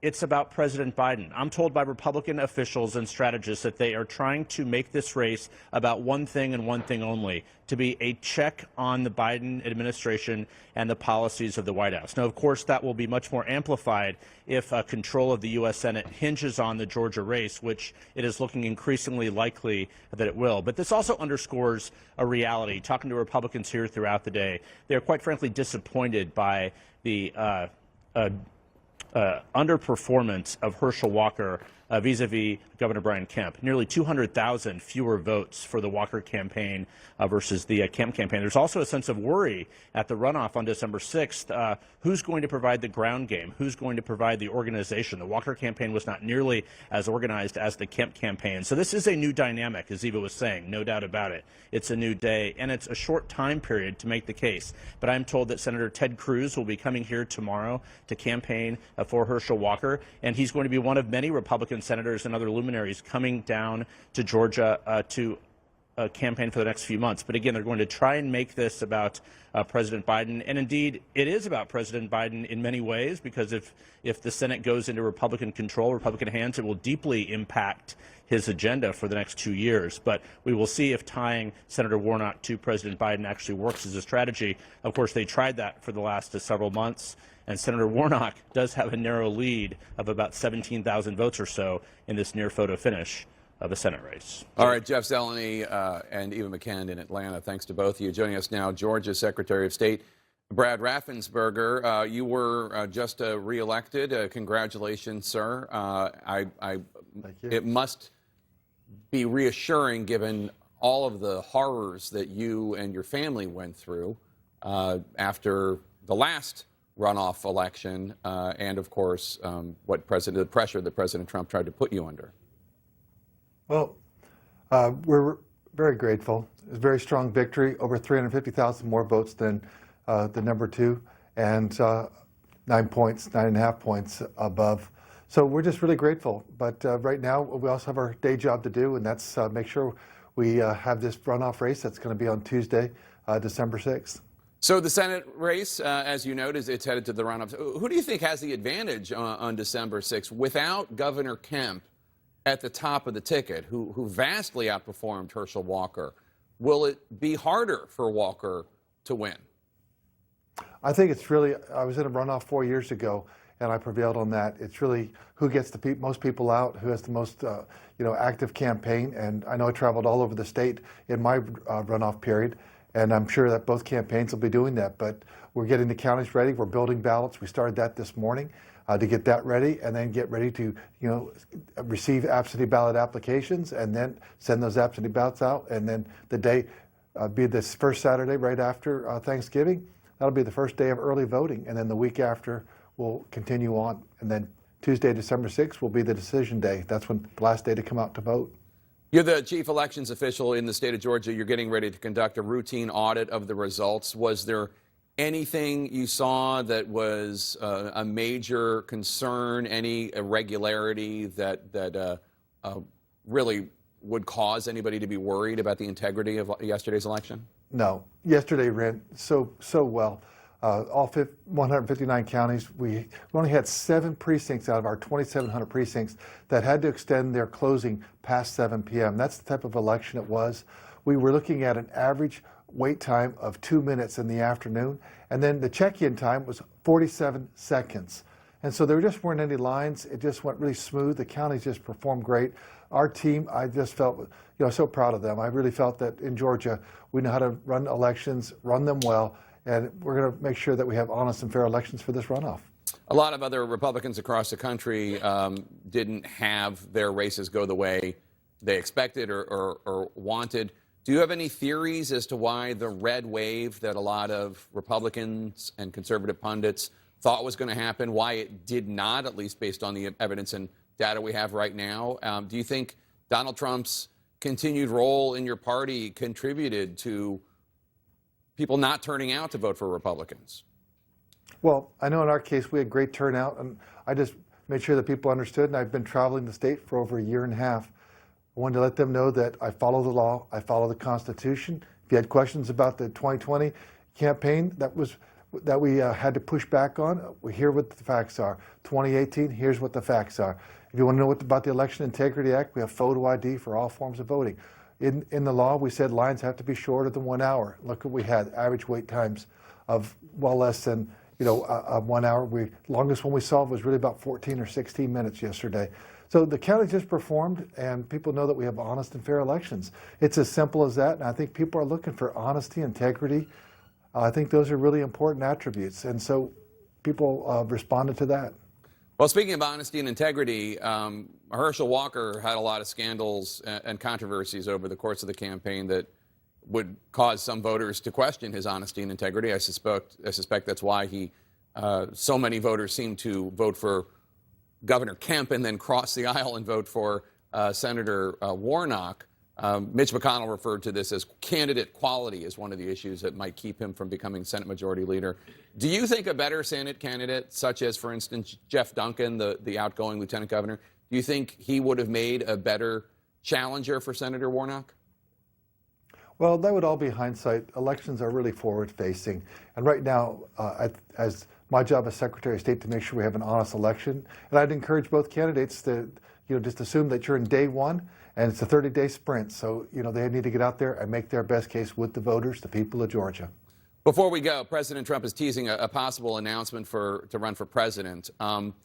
As a Republican, as somebody who wants there to be integrity in the runoff election coming up in December, would you be concerned if he declares, if he gets involved in the runoff election, given the havoc he helped wreak on the elections in the past?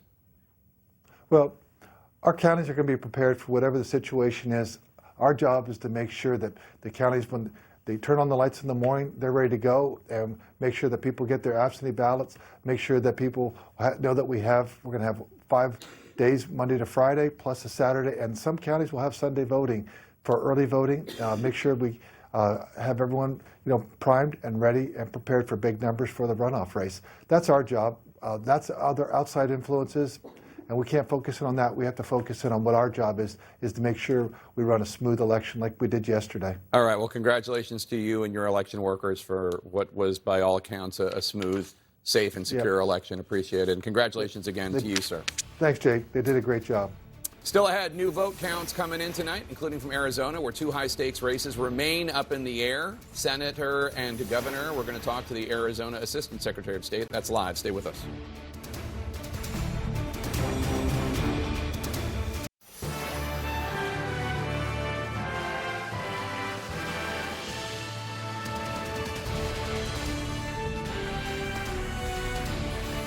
It's a cliffhanger at the U.S. Capitol and across the country tonight, with control of Congress hanging in the balance. We're standing by for a new round of votes to be reported tonight in the crucial battleground of Arizona. Welcome back to the CNN Election Center. I'm Jake Tapper. Let's take a quick snapshot of where the fight for Congress stands at this hour. In the U.S. Senate, Democrats now hold 48 seats. Republicans hold 49 seats. They need to pick up 2 more seats, Republicans, in order to get to the 51 seats they need to take control of the U.S. Senate. The final outcomes hinge on 3 key Senate races that remain undecided. One in Georgia, we were just talking about, one in Arizona, and the third in Nevada. Georgia is likely to be the decider. CNN projects the contest between Democratic Senator Raphael Warnock and Republican challenger Herschel Walker to be headed to a December runoff. In the House of Representatives, 218 seats are needed to control that chamber. Democrats are lagging behind. They have 187 seats compared to 204 for Republicans. 44 races remain uncalled. Republicans are closer to 218, to winning a majority, but they're falling short of the red wave many Republican leaders had been predicting. Let's begin with CNN national correspondent, Gary Tuchman, who's in North Las Vegas. And Gary, the races for Senate and Governor remain undecided in Nevada. Well, that's right, Jake. And here's the headline. Here in Clark County, which has more than 70% of Nevada's total population, tens of thousands of votes still haven't been counted. Now, all the in-person votes from yesterday on Election Day, except for a few provisional ballots, have been counted. The ballots that haven't been counted are the mail-in ballots. They're the ballots that are mailed in, as the name implies, or dropped in drop boxes. And here, that is the most popular way to vote during this election, mail-in balloting. And this county is the most Democratic county in Nevada, and it's heavily favored Democrats in the first 2 weeks of mail-in balloting. So, with that being known, we want to tell you this information. It's a bit confusing, but my job is to make it clear, so I'm going to do that right now. Today, this county announced it will count 14,718 votes that were received in the mail yesterday and put in drop boxes on Monday. And then no later than tomorrow, they will start counting more than 12,700 more ballots that were picked up by the Postal Service today and that were dropped in drop boxes yesterday. More than 300 drop boxes at the election stations all over this county. Now, that's very significant because many groups and labor unions and other political organizations implored people, you don't wait in the lines if instead you could wait in lines and vote, or you could come in and drop your ballot in the drop boxes. So there are expected to be lots of ballots in those drop boxes. But here's the very important point. You can mail your mail-in ballots. As long as it was postmarked yesterday, it can arrive tomorrow, it can arrive Friday, or it can arrive on Saturday. There's no way to know how many will arrive. But when I just said they got 12,700 today, for purposes of the argument, if 12,700 arrive tomorrow, Friday, and Saturday, you're talking about another 38,000 ballots. And the difference in the Senate race between the Democrat and the Republican is about 22,000. Also, Washoe County, which is north of here, where Reno is. That's the second most populated county. There's only 2 big counties. That's the second most. They also have more than 22,000 mail-in ballots that haven't been counted, and they will get more ballots Thursday, Friday, and Saturday. But that's much closer between Republicans and Democrats. It's a very evenly split county. This is the most heavily Democratic county, so all eyes are on this county. Tens of thousands more ballots. We just don't know exactly how many. All right, Gary Tuchman in North Las Vegas, Nevada. Let's go now to Arizona, where we find CNN national correspondent Sarah Seidner. We're waiting for new vote numbers from the state's largest county, Maricopa County, Sarah. That includes Phoenix, obviously. What are you picking up there? You know, that Gary Tuchman was doing so much math with so little time. I'm not going to do that to you. I'm not as good at all of that counting. I can tell you this much, though, that in the next minute, we are supposed to get another drop of vote counts. And I want to give you a look at why that's happening, because they are tabulating, and they have been tabulating some of those 86,000 votes that came in early from Friday, Saturday, and Sunday. So we are waiting for some of those to drop. 20,000 votes have dropped just about a half an hour ago. And so we're getting closer and closer and closer. We're still at about a little over 70% of the vote count at this point in time. But I will tell you there was one thing that we noticed that was very pointed, that we heard from election officials. The head of the County Board of Supervisors here in Maricopa County went after Republicans who have been trying to say and accuse election officials of doing this improperly, of criminal activity, and trying to swing this vote a certain way. Here is what we heard from Bill Gates, who was very, very clear and pointed that that is just not true. When they say criminal, I don't know what they're talking about. There was a lawsuit that was filed in Maricopa County Superior Court. I didn't follow the entire hearing, but I don't think the word criminal came out of the mouth of the lawyers for Blake Masters' campaign, for the Arizona Republican Party, the RNC. Now, as you remember, there was a lawsuit because there were some issues with printers, and those ballots could not be tabulated at the time, but they are being tabulated according to county officials. But that lawsuit by Republicans to try to keep the voting areas and the polls open for longer was actually denied by the judge, who said there just wasn't enough evidence to do that. So the polls closed at 7 o'clock as scheduled, and the count continues. The races are getting tighter in some cases, and you are hearing different things from different candidates, mostly Carrie Lake really going hard, saying that there's something wrong here and that there's some malfeasance here, and the county officials are pushing back in every single way they can, Jake. Yeah, and just for those who aren't familiar with the players, that was Bill Gates. He is a Maricopa County commissioner. He is a conservative Republican who ran on a ticket of voting integrity. And the people who are leveling these accusations against him and the other people in Maricopa County are people who lie about elections, including Kari Lake. Let's get more on the state of play in Arizona. Brianna Keeler is at our voting desk.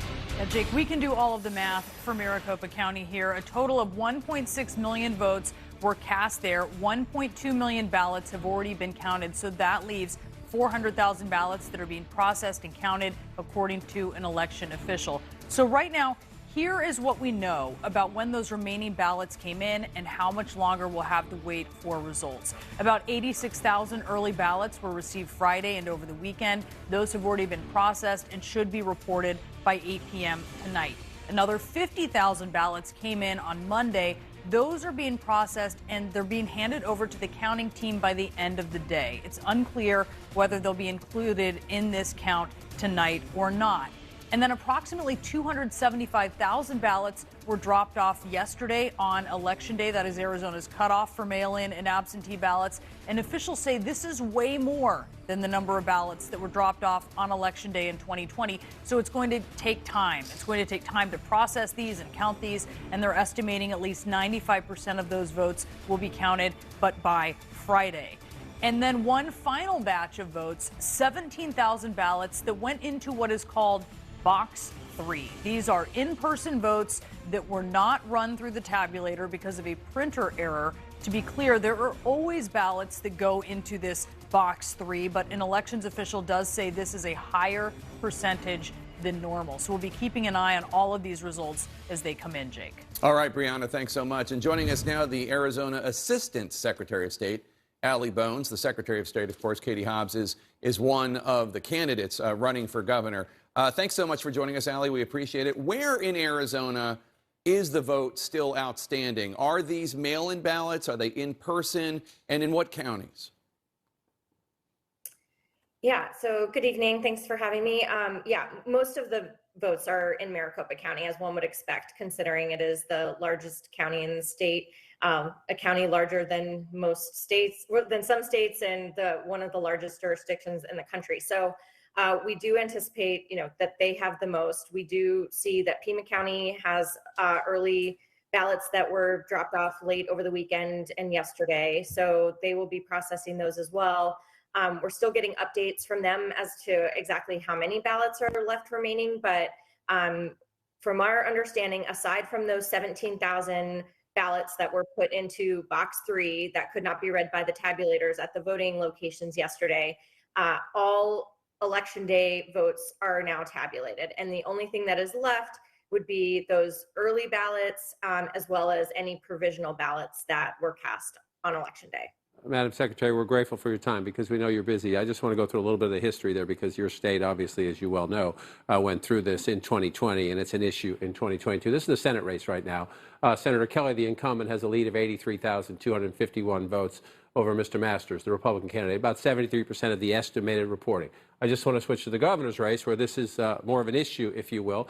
Katie Hobbs, your boss, the Secretary of State, who's running for governor, which is why you're here, not her, she only has a 4,000 vote lead right now, and it's very close. And Kari Lake has raised questions, number one, about the 2020 count in your state, and she's already said she's worried about impropriety this year. My question was, do you understand the composition, the mix of the ballots, and does this look like it did at this point in 2020? Because what was interesting about Arizona is that Joe Biden's lead actually shrunk as you counted the later ballots. He went on to win. He ultimately won in the end, but over the last several days as the ballots were counted, his lead shrunk. Are we in that same position in terms of the mix of ballots to be counted, or do we not know that?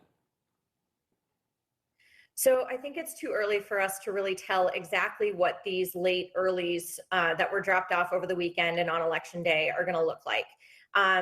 We knew that the early totals that came in well before Election Day that were part of the first release of results yesterday evening would favor Democrats, which, as we saw, they obviously did, and that Election Day votes would favor Republicans. Again, that's exactly how it played out. I think what's a little unclear is exactly how those late earlies, as we like to call them, will shape up. And will those favor Republicans or Democrats? I think it kind of depends on who you're asking, who's saying, who they're going to favor. Maricopa County had some issues yesterday with voter tabulation. The county's Board of Supervisors said these were technical glitches. Can you explain what the problem was? And have you seen any irregularities with the actual vote in Maricopa County? Yeah, we have absolutely not seen any irregularities with the vote in Maricopa County or anywhere statewide. Elections officials have operated this election flawlessly. And what happened yesterday was a tabulator technical error that it could not read. It couldn't read the hash marks basically on the ballots that were being printed on these ballot on demand printers. And so, elections officials plan backup scenarios for everything. And so these tabulators, in fact, have a backup system built directly into them where the ballot can be dropped into a secure drop box and returned back to the county central count facility where they can process those later on. And in most Arizona counties, 8 of our 15 counties, they do not even have precinct level or vote center level tabulators. They only tabulate ballots at the central count facility. So this is a normal process that elections officials are used to doing. And, this is, again, it was a technical glitch, and we have backup plans for any kind of eventuality that can come to pass. And the county really handled this situation well. Can you help us understand how you protect the integrity of the process? And I ask in the context, maybe you're smart enough to stay off social media, but you know what was happening yesterday. Outside forces, people whose feet are not on the ground in your state, already raising questions about the count. But even now, your candidate for governor as well, Kari Lake, the Republican, who again still questions 2020, saying she's worried about integrity. She says you need honest elections. I want to ask about how you protect and explain to people, please, that there are Democrat and Republican eyes, I assume, on all of these counts at a time when this is your boss. This is your boss. Does she have any role in what happens from here on forward, or for integrity purposes, is she essentially recused from any interference at all in this count because it involves her?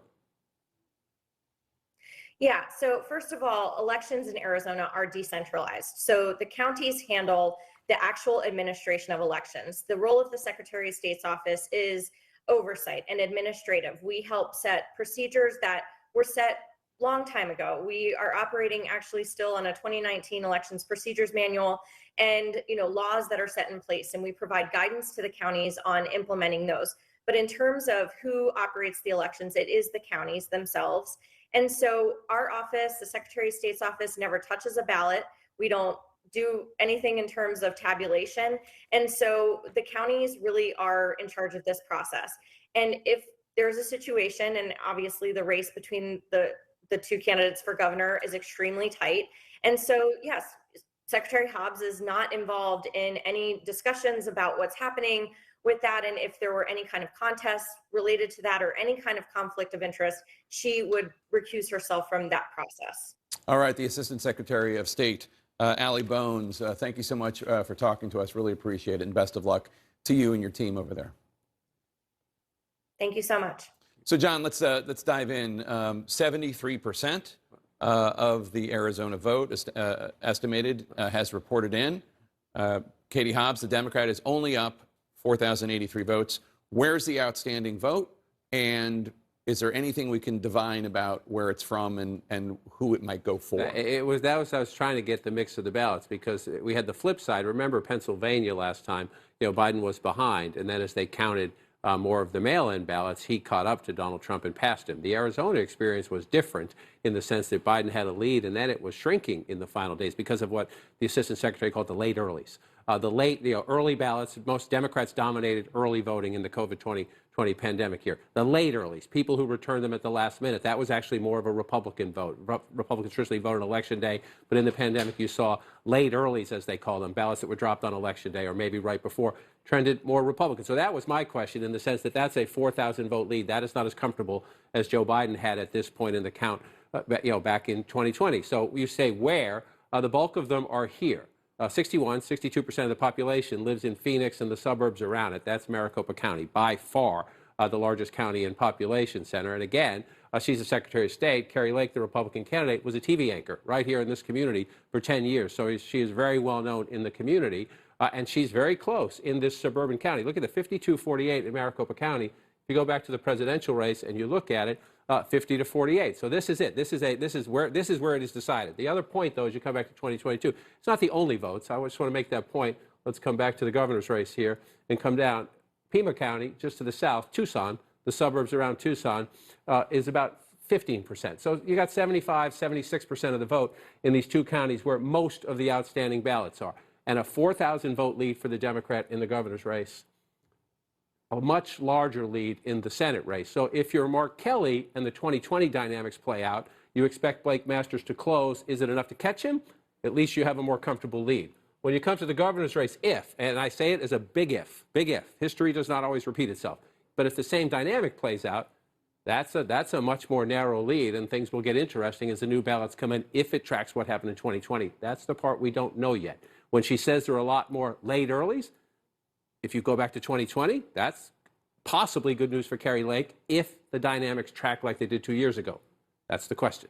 Yeah, and we're going to see some of those votes coming up when they're released tonight, later tonight, I mean. Still ahead, we're on the brink of new projections in the fight for control of the U.S. House of Representatives. That's coming up on the other side of this break. Stay with us.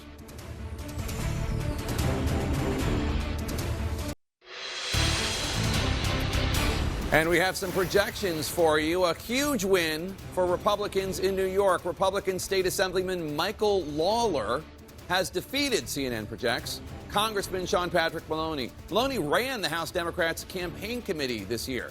Sean Patrick Maloney conceded earlier today. CNN is now officially making a projection. This is a suburban district that Biden won by 10 points. And the first time a campaign chairman like this has been defeated since 1980. New York Republican and former NYPD detective Anthony D'Esposito has also flipped a Long Island district that Biden won by nearly 15 points. So let us go now to the balance of power. Right now, Democrats have 187 seats. That includes 4 pickups.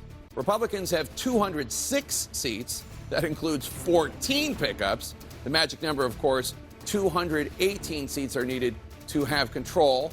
We're still waiting for a number of other districts to be called, and we will bring those to you when we do this. The state of play right now in the U.S. House, Republicans need to win 9 of the outstanding competitive seats, and they're leading in 13 of them. 9, and they're leading in 13. Democrats need to win 24 of the outstanding competitive seats, and they're leading in 19 of them. So that is the state of play right now. And John King, we're going to have more projections as we get our decision desk gets more information, more data. But we do have a much better idea right now of what is likely to be the end result. Right. And so think about the 2 things you just said. Number 1, the end result based on the math you just laid out. We don't know it, but we know it's going to be pretty close based on the small number of seats still in play. And then you just mentioned 2 pickups in New York. Think about that. 2 pickups in New York, a blue state, right? A blue state. Joe Biden won by a boatload. So let's walk through it. This is where we are in terms of leading, right? So Republicans, if it stopped right now, if all the races settled as in, they would have a modest majority in the House of Representatives, 218 to take it. But as you just noted, we're not there yet because we're still counting. These are the called races, right? So I just want to come back to the map here and look at this. You just mentioned New York, right? So we come up here right now. This is where we are right now in New York in called races, right? If you bring them all up in the head races, let's just, if it ends this way, say 15, right? So let's go back to the existing House of Representatives. Democrats have 19 at the moment in New York. Republicans have 8. And so you come forward here now and you say, okay, there it is. So Republicans are getting their path to a narrow majority through blue, deep blue New York. There's some irony in that, if you will, because if you come out and think of it this way, we were talking last night, well, your home state, the Commonwealth of Pennsylvania, that's a purple state, right? If Republicans were going to get gains, this is where they were going to get them. Well, we have 4 competitive districts in the Commonwealth of Pennsylvania, and Republicans got a goose egg. Yeah. And so there's an upside-down nature of this battle for the House, and that Republicans are making their gains in a place like New York. And if you pull it back out and you wipe out the competitive seats, remember, the Republicans wanted to pick up some seats in New England. A couple of these races are not called yet. At the moment, New England stays all blue. Republicans wanted to pick up 2, 3, maybe even 4 in Pennsylvania. They have failed to do that. They wanted to pick up 2 or 3 in Virginia. They got 1. So it's interesting that the state of New York is going to be California and Kevin McCarthy's potentially path to the majority, but a narrow one. Can you bring us New York once again? I just want to. So one of the things that's interesting, first of all, New York lost a congressional seat, right? Because of the census, they lost a seat. Right, so there's going to be 1 fewer anyway. Yes, yeah, so Republicans, if this holds, we're going to go from 8 seats to 11. One of the things that New York Republicans had going for them that Pennsylvania Republicans did not. Pennsylvania Republicans had a fringe extremist as the Republican nominee for governor, Doug Mastriano. Good riddance. But in New York, Congressman Lee Zeldin He lost, but he came a lot closer to Kathy Hochul, who was elected, the Democrat, than people thought. Right. And he got out the vote, though, I'm saying. I hear New York Republicans today saying Lee Zeldin is one of the reasons why they picked up some seats. Right. So we're looking at this by a county level now. You make that point, right? So that's the Maloney district you just mentioned was a flip. Lee Zeldin's old district. The lines have been redrawn, so this is not exact. But Lee Zeldin was a congressman from here. All right. So you see there's 1, 2, 3, 4 districts right there that are shaded red at the moment, right? So just think about this. This is the House of Representatives. So I'm just going to switch your map here and go to governor. All right. You see the red. You see the red. Lee Zeldin runs a very competitive race for governor. He's running, he's in parts of the Maloney district, obviously Hochul is winning, but he's still turning out Republican votes. Look at that, 5 percentage points in true blue New York. Right, in true blue New York. And so you have a Republican gubernatorial candidate who is more competitive than expected early on. He loses. If he can take some solace in that, is he will leave the House of Representatives. A little bit of irony there. Yeah. He will leave the House of Representatives, but Kevin McCarthy, I'll have to ask Lee Zeldin if he's his friend, will get his colleague, Kevin McCarthy, is most likely to become Speaker with a narrow majority that he can thank the voters of New York. And yes, he will owe a personal debt to Lee Zeldin for having turned out Republicans. I mean, if this ends up being the margin, 5 votes, right? 3 of them are in New York. I'm not saying Lee Zeldin is responsible for all of it, but that is, I mean, at least McCarthy should send Zeldin a muffin basket at the very least. One more thing to make your point there. A muffin basket, to say the least, maybe some California wine. You talked about both of those districts and how much Biden won them by, right? That is the exception, and it's in New York. It's the exception. These are House districts that Biden carried by less than 5%. This should have been the low-hanging fruit for Republicans, right? In a presidential year, Biden carries them by less than 5%, right? So in a midterm year, you think this is your target. These are the districts where Biden just won. And it's not a presidential year, and you have the inflation. Well, you look, Republicans are leading in 7 of them. Jake, they had 5 of these seats before the election. So their best possibility is to pick up only 2 of what should have been the lowest hanging fruit. And it's possible, they've only won 4 so far. It's possible they actually lose a seat if the Democrats come back. But if you look at this is where, in these districts, 15 districts right here, if you would talk to Kevin McCarthy or Tom Emmer, the chairman of the committee, if you watched them on television in the last 6 months, this was the easy part. They were going to get all of these. Right. And right now they may end up with maybe 1 or 2 more, possibility even fewer, of what should have been the low-hanging fruit. So speaking of which, let's talk about Colorado 3, because right now, let's bring that up if we can. Adam Frisch, a former city councilman, a Democrat, with 94% of the vote in Lauren Boebert's district, I don't know what you want to call her, a firebrand, extremist, take your pick. He is up only 62 votes, but he's still in the lead, 50-50 in Colorado. And I don't think anyone really saw this coming.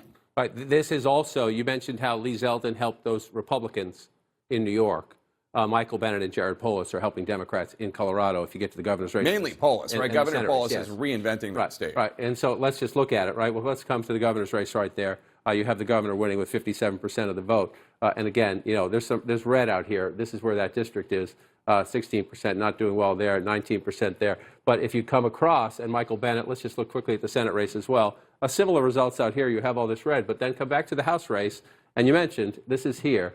And it's a big district. It stretches down. But 50%, 62. I was texting with a friend out here who's involved in Democratic politics earlier today, who said that the expectation, if you look at where the missing vote is, that they believe she could catch up. We'll see. We have to count votes, whether it's Arizona or Nevada or anywhere else. We're going to count them to the very end. But the fact that this is so competitive in what was supposed to be a Republican year, a House incumbent, she is a lightning rod, and the Democrats tried very hard to make her an example. We'll keep counting those votes. Well, the Democratic governor there, people in the national Democratic scene don't talk about him the way they talk about Gavin Newsom or whatever.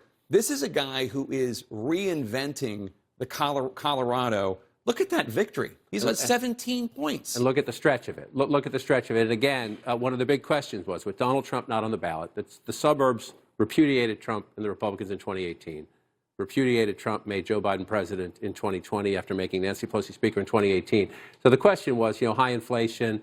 Look at this. This is Adams County here. This is Arapahoe here. He's running at 64%. This is Denver County, which includes a lot of the suburbs around there. He's getting 82%. This is the most Democratic county. He's getting running Republican it up. votes, is my Yes, point. right. At the Jefferson County, which is more of a swing county, it used to be anyway, he's getting 62. Arapahoe is always interesting to me because this was a fervent Tea Party county. Back in 2010 and 2014, the Democratic governor is getting 64% of the vote. You're right. Colorado itself is changing. These suburbs are changing demographically, but that is a governor who not only is winning, he understands his state. He's growing.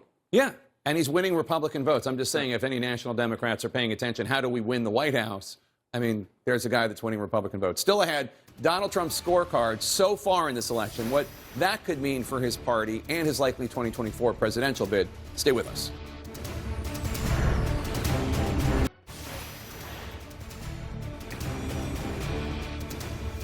Control of Congress still up for grabs as election night in America continues. We're tracking all the undecided races and outstanding votes. CNN national correspondent Kristen Holmes is in West Palm Beach, Florida. Kristen, now we're hearing that the former president and his team are gearing up for what they view as an inevitable showdown with Ron DeSantis. Yeah, that's right. So essentially, some of Trump's advisors earlier today were trying to talk him out of announcing a third presidential bid, which we are expecting to be on next Tuesday. That didn't seem to be working. It seems as though Trump's mind is made up, at least now. He does want to announce that third presidential run next Tuesday, which means that Trump world's focus is shifting. They are now looking at what does a Trump-DeSantis 2024 showdown actually look like? How do they take on the Florida governor? And this is particularly daunting, not just given DeSantis' monumental win yesterday, but also the momentum behind him with donors, as well as CNN reporting that Rupert Murdoch, who owns several conservative news outlets, appears poised to feel happily put Trump aside and put Ron DeSantis as the head of the Republican Party. And I'm sorry about those lights flickering there. I'm not sure if you saw that, but we are in West Palm Beach where there is a hurricane coming in. Now, I want to read to you what exactly Donald Trump said. This is him starting to take aim at DeSantis. He said in an interview, "I don't know if he is running. I think if he runs, he could hurt himself very badly. I think the base would not like it. I think it would not be good for the party. I would tell you things about him that won't be flattering." And I asked Trump what exactly he meant by that, and he wouldn't get into detail. But one advisor telling me that's just the tip of the iceberg. They expect this to get increasingly nastier. Again, we are expecting Trump to launch that third presidential run next Tuesday, Anderson. Fascinating. Not even a veiled threat, just sort of, yeah. Kristen, thanks very much. I want to go to David Chalian with a look at what we are learning now. David?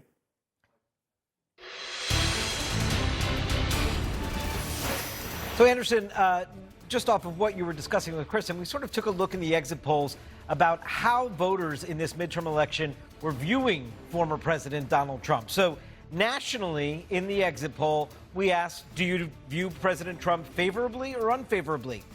39% of voters in the election yesterday view Donald Trump favorably, 58% unfavorable. And that is a significant downgrade from just 2 years ago when Donald Trump had a 46 favorable, 52 unfavorable. So he has taken on water. Was he a factor in this election? Well, look here. 54% say Trump was not a factor in their decision, but when he was a factor, 28% opposed Trump with their vote in the U.S. House election yesterday. 16% supported Trump. And then we wanted to see, well, how is this shaping views of the Republican Party, if at all? The Republican Party has a 44% favorable view among Americans in this midterm election nationally, 52% unfavorable. So upside down. By the way, Democratic Party has very similar numbers. And is the Republican Party seen as too extreme? Extremism was certainly a theme in this election. 52% of Americans voting in the U.S. House election yesterday across the country, yes, 52% see the Republican Party as too extreme.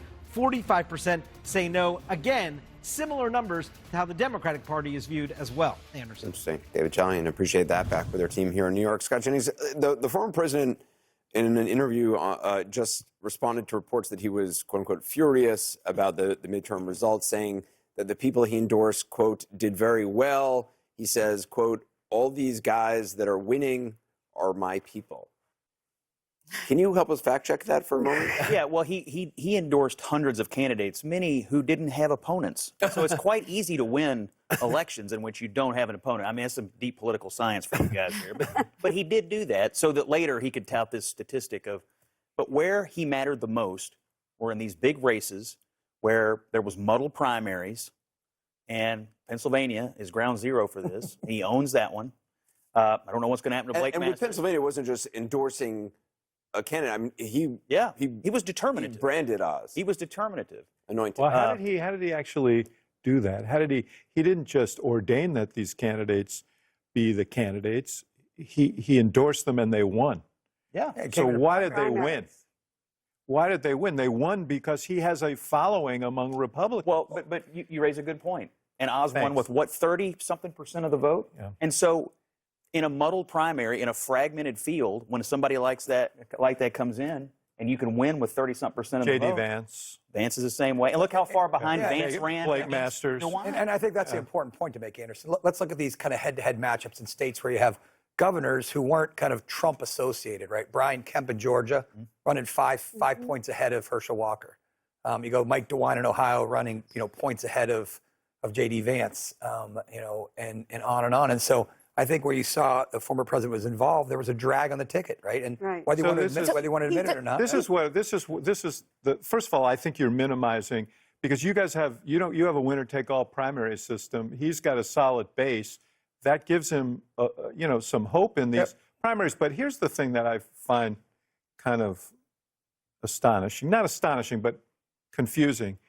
The guy he told a heinous lie about the last election and then fomented an insurrection at the Capitol, and now you lose a couple of seats and say, oh no, we could forgive the other stuff. Exactly. We lost Pennsylvania. Let's get rid of it.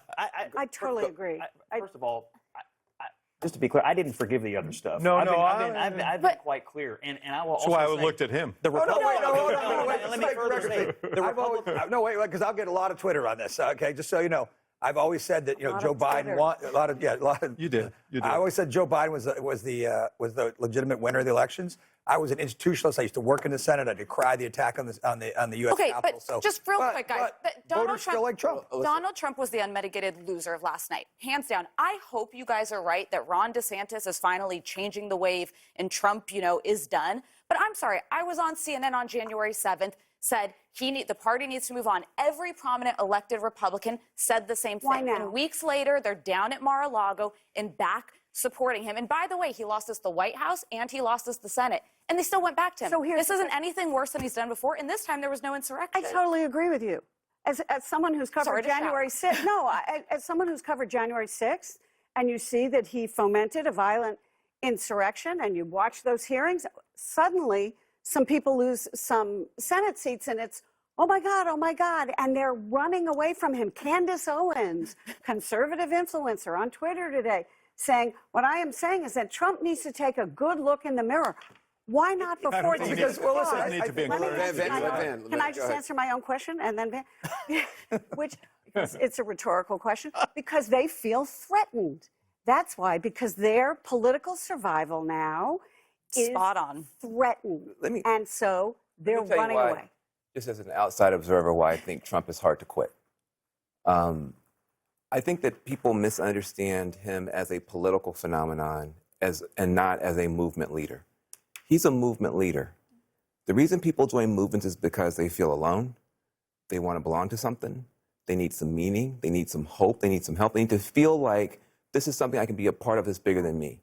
The question isn't, could DeSantis do better with this demographic in the polling? The question is, can DeSantis create a better home for them? Can he create a better sense of belonging for them? And I'm not sure he can. And since it's not clear that he can, I think Trump is hard to quit. You're describing politics as religion, yes, basically. I am. And I'm describing politics as purely a vehicle for winning elections. But that's right. And honestly, that is one of the most interesting conversations in America, where we have taken politics, people on both extremes, and have turned it into a religion. We've replaced religion in some ways with politics. I think you make a great point. Alyssa, the reason I think it's different is purely the calendar. After January 6th, we were still 4 years away from the next one, and there was no viable alternative. Now, 2024 is on right now. There were. If we put the effort in, we could have groomed a viable alternative. The party went back to But there was no race. Now there's a race. I got to get a break in. Coming up, we are closing in on a new round of votes from Arizona. We expect to make more House projections as this evening goes on. Right now, quick break.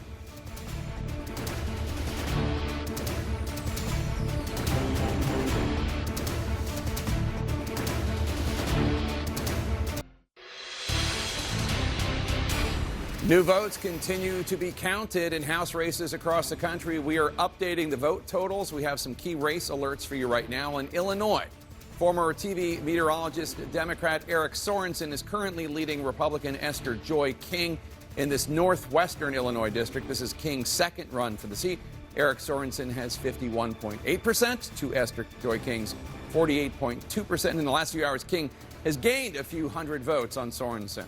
In Washington state, small business owner Democrat Marie Gluesenkamp Perez is leading Republican Joe Kent. Kent is the Trump-endorsed Republican who defeated Republican Jamie Herrera Butler in the primary. She voted for impeachment. 52.6% to 46.8% in the last few hours. Kent has gained on Gluesenkamp Perez. In the race for Alaska's lone House seat, we have votes just in. The Democrat Mary Peltola is currently leading former Republican governor and former vice presidential candidate Sarah Palin. That's followed by the third candidate, Republican Nick Begich. Alaska, it's a crowded field, and the state has a ranked choice voting system, so this one could take a few weeks. The House and the Senate still up for grabs tonight. CNN chief congressional correspondent Manu Raju is following all of it for us. And Manu, I would think with Republicans not living up to what they hoped to do, that there would be a round of recriminations going on and some finger pointing. Bring us up to speed.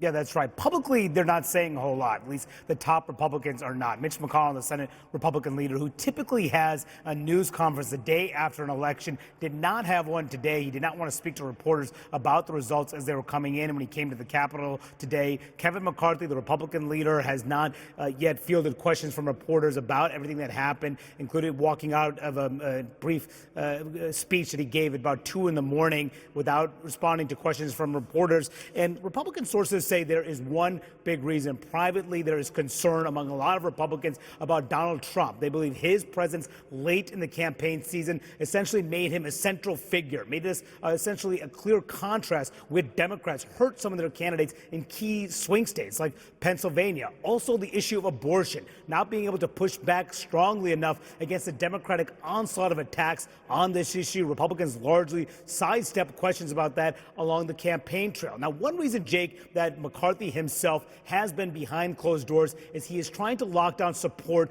for the speakership, including among some of Donald Trump's closest allies. We have learned that tonight, Marjorie Taylor Greene, one of Donald Trump's closest allies, met with McCarthy for 45 minutes. And when she emerged, we asked her about that meeting. She declined to comment and asked if she would support McCarthy for speaker, also said no comment. Jake. Wow. All right, Manu Raju, and let's talk about this, because this is going to be Kevin McCarthy, if he does become the speaker, this is going to be his biggest challenge, I think, is keeping these MAGA Republicans, this caucus, on his side as they get increasingly demanding. Demanding, that's really the key word. They know that they have leverage. They have a lot of leverage. Now, before he becomes speaker, because he needs enough votes to become the speaker, of course, we have to remember that it's unlike a regular leadership position, because it's a constitutional position. The entire House of Representatives will end up voting for him or anybody else who wants to run. So they're going to use that leverage. Marjorie Taylor Greene, in particular, knows exactly how to use that kind of leverage. People close to Kevin McCarthy say that they don't think that there is another viable choice right now to get that job. But the question is, what will be extracted from him, or what will they attempt to extract for him to actually get the vote? Be a little bit more blunt here. If Kevin McCarthy's majority is like 2 or 3 seats, the margin, it's going to be complete chaos. I mean, do you remember when the Freedom Caucus was running things with John Boehner and they tried to do predictable things day in and day out, and he eventually just like threw up his hands and said, screw it, I'm out. I mean, this is going to be so much worse. One of the things that they're demanding is an ability to fire the Speaker of the House anytime they want. Literally any vote, any day. Yeah. It's crazy. And one of the things Dana was explaining is just like, in order to win the party leadership when you're in the minority, you just need to win a majority of the minority. In order to be Speaker of the House, you need to get 218 votes. Mm-hmm. That means pretty much everyone. You need everybody in your caucus. Yeah, and I mean, that is the challenge. I don't expect that Kevin McCarthy will do anything other than capitulate. I mean, he had a 45-minute meeting with Marjorie Taylor Greene. I think that basically tells you everything you need to know about where this is all headed.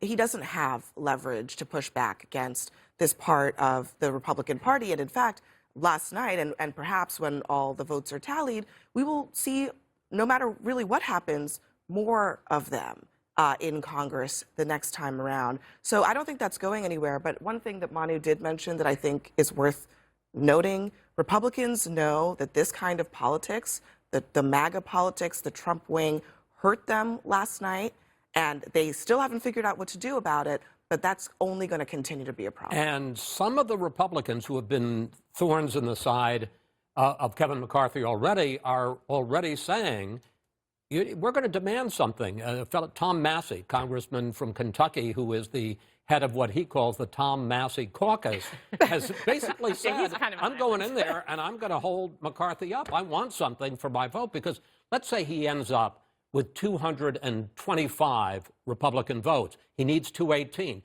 Those 7 or 8 people who are the difference between being elected Speaker or they got to go find somebody else, they got all the leverage in the world. Yeah, and their interests don't align with McCarthy's. I mean, this is one of the biggest differences between the way Congress operates now versus the way it operated 10 years ago, which is that the people that were in charge, the Speaker, the other big household names, they used to be the famous ones. They used to have power to take things away from, rogue members of their conference. I mean, now Twitter, the internet, the incentives are all completely different. I mean, it's much easier for Marjorie Taylor Greene to go out there and be one of the most famous members of the conference. The incentives are completely backwards. It's the Trumpification of Congress. And am I the only one who's having memories of the movie Gremlins? Yes, you are. Don't feed them after midnight. It isn't like Kevin McCarthy that there is this blood oath to him. There's not tremendous loyalty to him. And you say, well, he's the only viable candidate. You really don't think Steve Scalise or some other member? Jim Jordan, man, keep an eye on Congress. No, exactly. There are a lot of other people. I'm telling you, watch Elise Coming up, new details of the closely watched vote counts in Arizona and Nevada. We're getting new information from Nevada election officials. We'll go there live. Stay with us.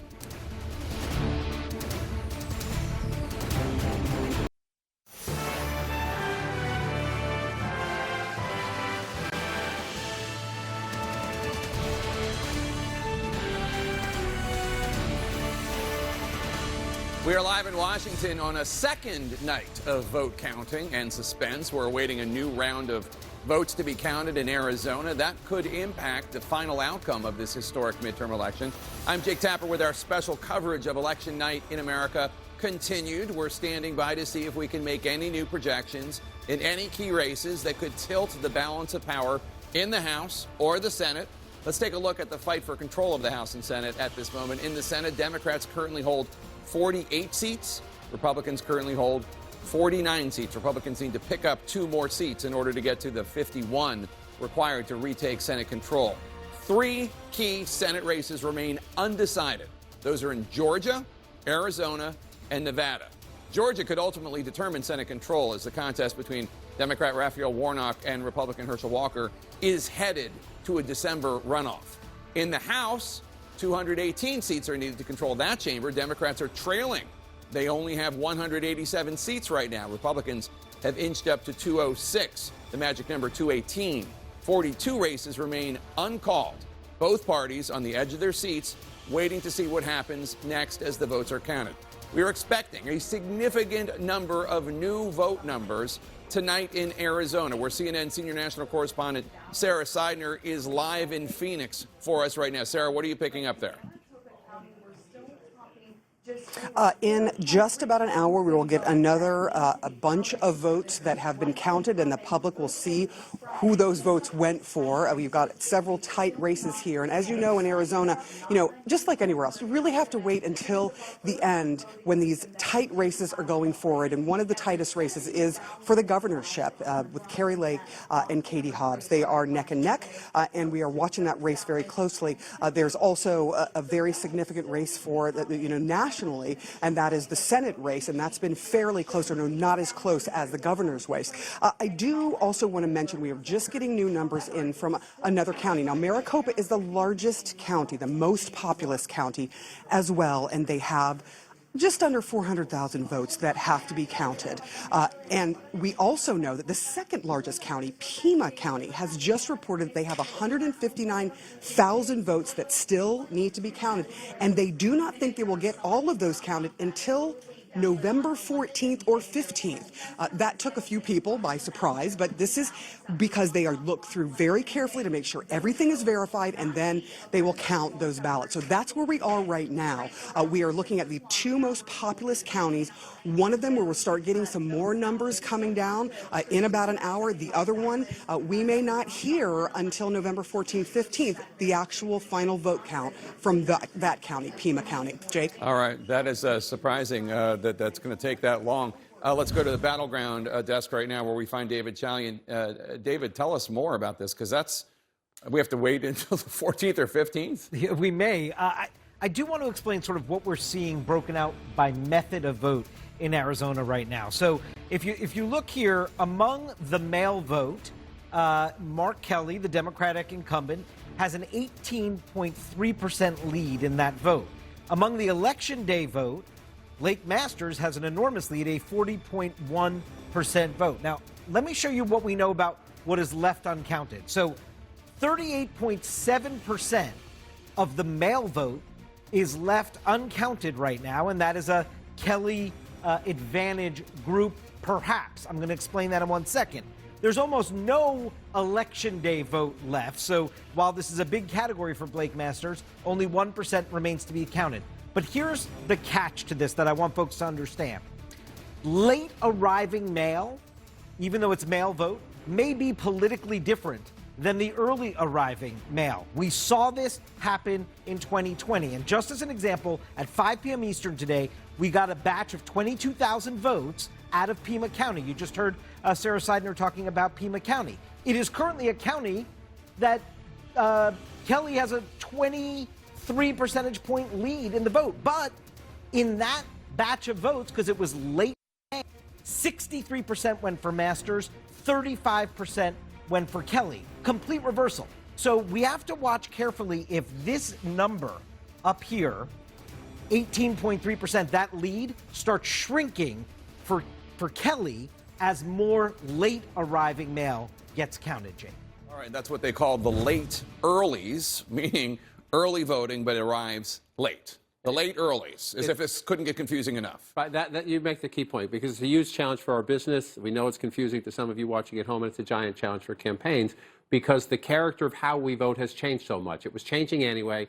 Early voting, mail-in voting, especially Washington State, for example, went to that years ago. But in most of the country, early and mail-in voting was just starting to get traction and spreading in popularity, and then COVID hit. And so now we're in the first post-COVID cycle, and we're going through it again. So David makes a key point. We can look at what happened in 2020, and if you just looked at that, then Mark Kelly's going to hold this lead. This is just Pima County, if you just look at 2020. But David makes a key point. The late earlies, right, are those Republicans who traditionally vote on Election Day who said, I don't want to vote in a line, right? So here's my ballot.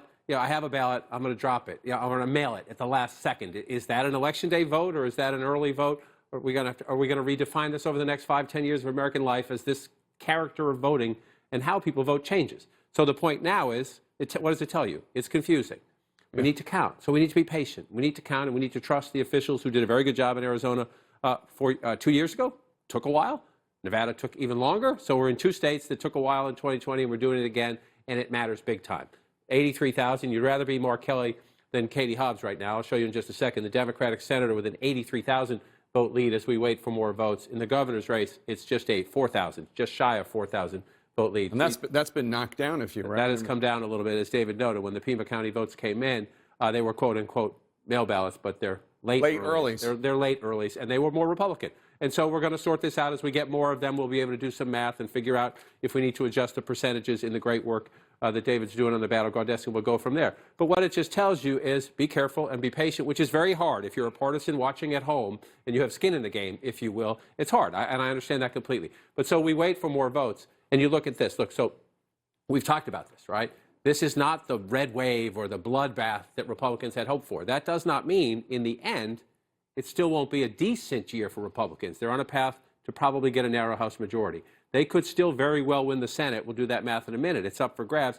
And they could have one of the new rising Republican stars could still be the governor of a very important battleground state in America. So we need to wait till we get to the end before we decide the midterms told us X, right? We need to leave that blank right now. It's not the red wave and it's not a bloodbath, but it's still inconclusive as to how much so. So let's come back to the Senate race, because this is now monumental, right? We're waiting for this count to come in. As David just noted, we might be waiting, it depends what we get today and what we get tomorrow and maybe Friday. So then you have the question, do the votes that we might have to wait till November 14th or 15th, do they matter, right? How many of them are left and what is the lead at this point? So you pull this out and let's switch maps. This is where we are. You mentioned at the top of the hour, the presentation, that, we still don't know. We still really don't know the complete verdict on the midterms, and this is why. We do know this is going to a runoff. Right? Democratic incumbent Raphael Warnock, that's December 6th. So do we have to wait till December 6th? Do we have to wait for another Georgia runoff to learn who controls the Senate? That's why these matter so much. Oh, not necessarily, right. Right. Yeah, that's why they matter so much, and that's why the late vote count counts. At the moment, the Republican is leading here. Right. Still a lot of votes to be counted, but the Republican is leading here, so let's put it up right there. As we just noted, the Democrat is leading here. Still a lot of votes to be counted. So where does that leave us? Where does that leave us right now? It leaves us at 50 Republicans and 49 Democrats, right? So that would be a swap if it stayed right there. The Democrats pick up Pennsylvania, the Republicans pick up Nevada. If nothing changed from where we are right now, then that becomes all important. Then Georgia decides, can Democrats get back to 50, and then the vice president breaks the tie, or do Republicans get to 51, which is why these votes count so much, because there's a possibility. If the vote count there, if the incumbent Democrat, Cortez Masto, comes back in the race, this wants to just play with me a little bit on day two, it's possible Democrats get to 50 right there. Kelly holds his lead, Cortez Masto comes back, and this is just to decide whether it's 50-50 again, and the Democrats, because of the vice president rule, or Democrats get to 51, or the flip side of that is, I think what you were getting to, if Laxalt holds this lead, right, and then in Arizona, Masters comes back because there are plenty of votes. That is still a very likely. That is still a very possible. It's a mathematical possibility. Then Georgia doesn't matter as much. Then Georgia only matters to the margin, not to who controls. So we have not written the final chapter of this midterm election yet, whether it comes to the Senate or not. And look at that, still ahead. Those new votes from Arizona are coming in soon. We're crunching all the numbers as they come in, and the fight for control of Congress. This is Election Night in America. Continued. Stay with us. Welcome back. We just got some new votes counted from several undecided House races we're watching. Here is a key race alert. In Montana, the former Secretary of Interior under Donald Trump, Republican Ryan Zinke, is currently leading Democrat Monica Tranel, the former Olympic rower. He's up 50.5% to 45.7%. Too early to call. In deep blue Connecticut, Democratic incumbent Jahana Hayes leads Republican George Logan by less than a percentage point, 50.4% to 49.6%. Still too early to call. In Arizona, Republican Juan Ciscomani, a Mexican immigrant and former aide to Republican Governor Doug Ducey, is currently leading former state lawmaker and environmental lawyer, Democrat Kirsten Engel, 51.9% to 48%, but still too early to call. Going over to the magic wall right now? Or are we doing the balance of power? Okay, going over to the magic wall. John King, so tell me where we are when it comes to control of the House of Representatives. We're not quite there yet. This is where we are right now in ahead. Races where the candidates are ahead. Many of them not called yet. I'll break that down in a minute. But if the count ended now and everything stayed put, Republicans would get a two-seat majority. Two-seat majority in an election where they thought they were going to win 25. Meaning you need 218 votes. They have 220 votes. But we're not there right now.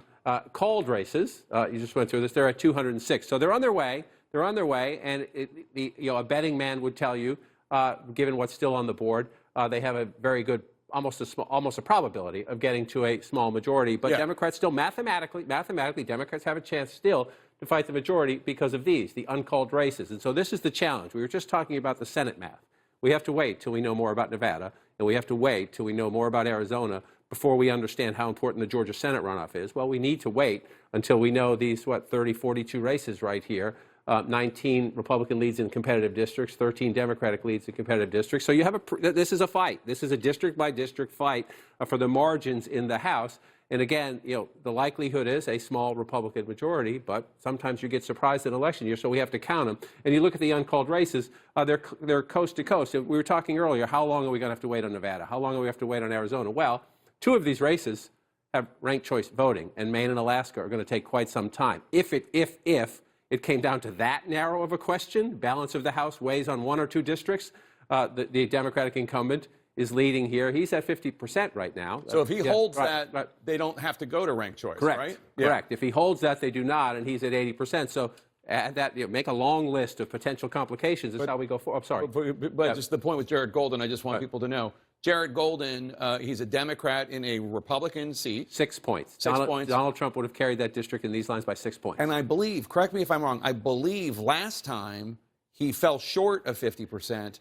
And in fact, I don't even think he was in first place in the plurality of it. And then he became the member of Congress because of the ranked choice voting. I believe that's correct. I believe that's correct. This is a tenacious Democrat who often breaks with his party. Again, we've seen this, right? So how do Democrats, defy the national headwinds, if you will, in part by good candidates who know their home districts, whose personal brand helps them overcome the national dynamics. Never do national TV interviews. Right, never. right. And remember, the Democratic governor also won running against the former Republican governor, Paul LePage. So Maine is being interesting in sending a message to us. But you come back out, where are these other uncalled races? We're still waiting. We talked about this race last night in Western Connecticut. Joanna Hayes was losing at one point. Now she's 1,800 votes ahead. But we're still counting some votes here. If I look at the county levels here, last night the votes were still out down here. See, a lot of the votes are still out down this part of the district, which Democrat by 20 points, right? Right. So you're looking at the math. Go ahead. I was just going to say George Logan, who is not a MAGA Republican. Right. This is an African American who supports abortion rights. Might be, really actually have his politics line up with a lot of people in the western part of Connecticut. Right. This is one of the races where we talked a bit about this last night, and some of them succeeded and some of them didn't. Republicans were smarter. House Republicans were smarter in some of these non-mega districts of recruiting candidates. There are others where we saw the flip side, and some of those mega candidates lost. But in this particular district, this was a pretty good recruit for the Republicans. The Democrat is ahead at the moment. But as you just come through, when are we going to know, is Kevin McCarthy the speaker, or do Democrats somehow defy history? If Kevin McCarthy's the speaker, by how much? We're going to have to wait until we settle these uncalled races. And in 2018, some of the races out here took days and days. Right. And it turned out that Democrats won a lot of them. Right. We don't know what the mood's going to be like this time. Coming up next, the history making. Well, up next, the new comments by House Republican leader Kevin McCarthy on the midterm election. We'll hear what he had to say. That's after this break.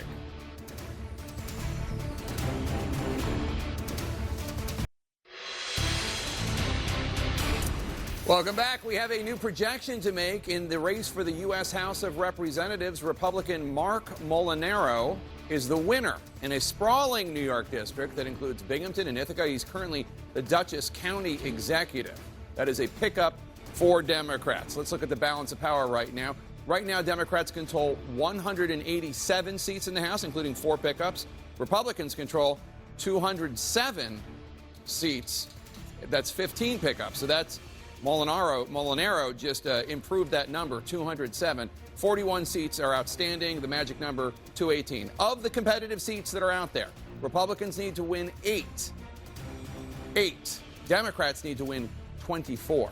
A much taller order for Democrats right now. Let's go to Chief Congressional Correspondent Manu Raju. And Manu, you just heard from Kevin McCarthy, the Republican House leader, who hopes to become the next speaker. What did he have to say?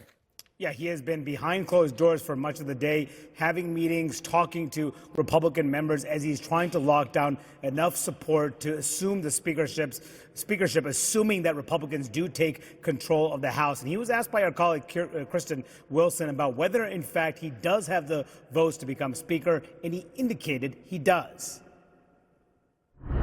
And do you have the votes for both the majority and the speakership? Yes. You do? What about the Freedom Caucus? Have you spoken to President Biden today? Yeah.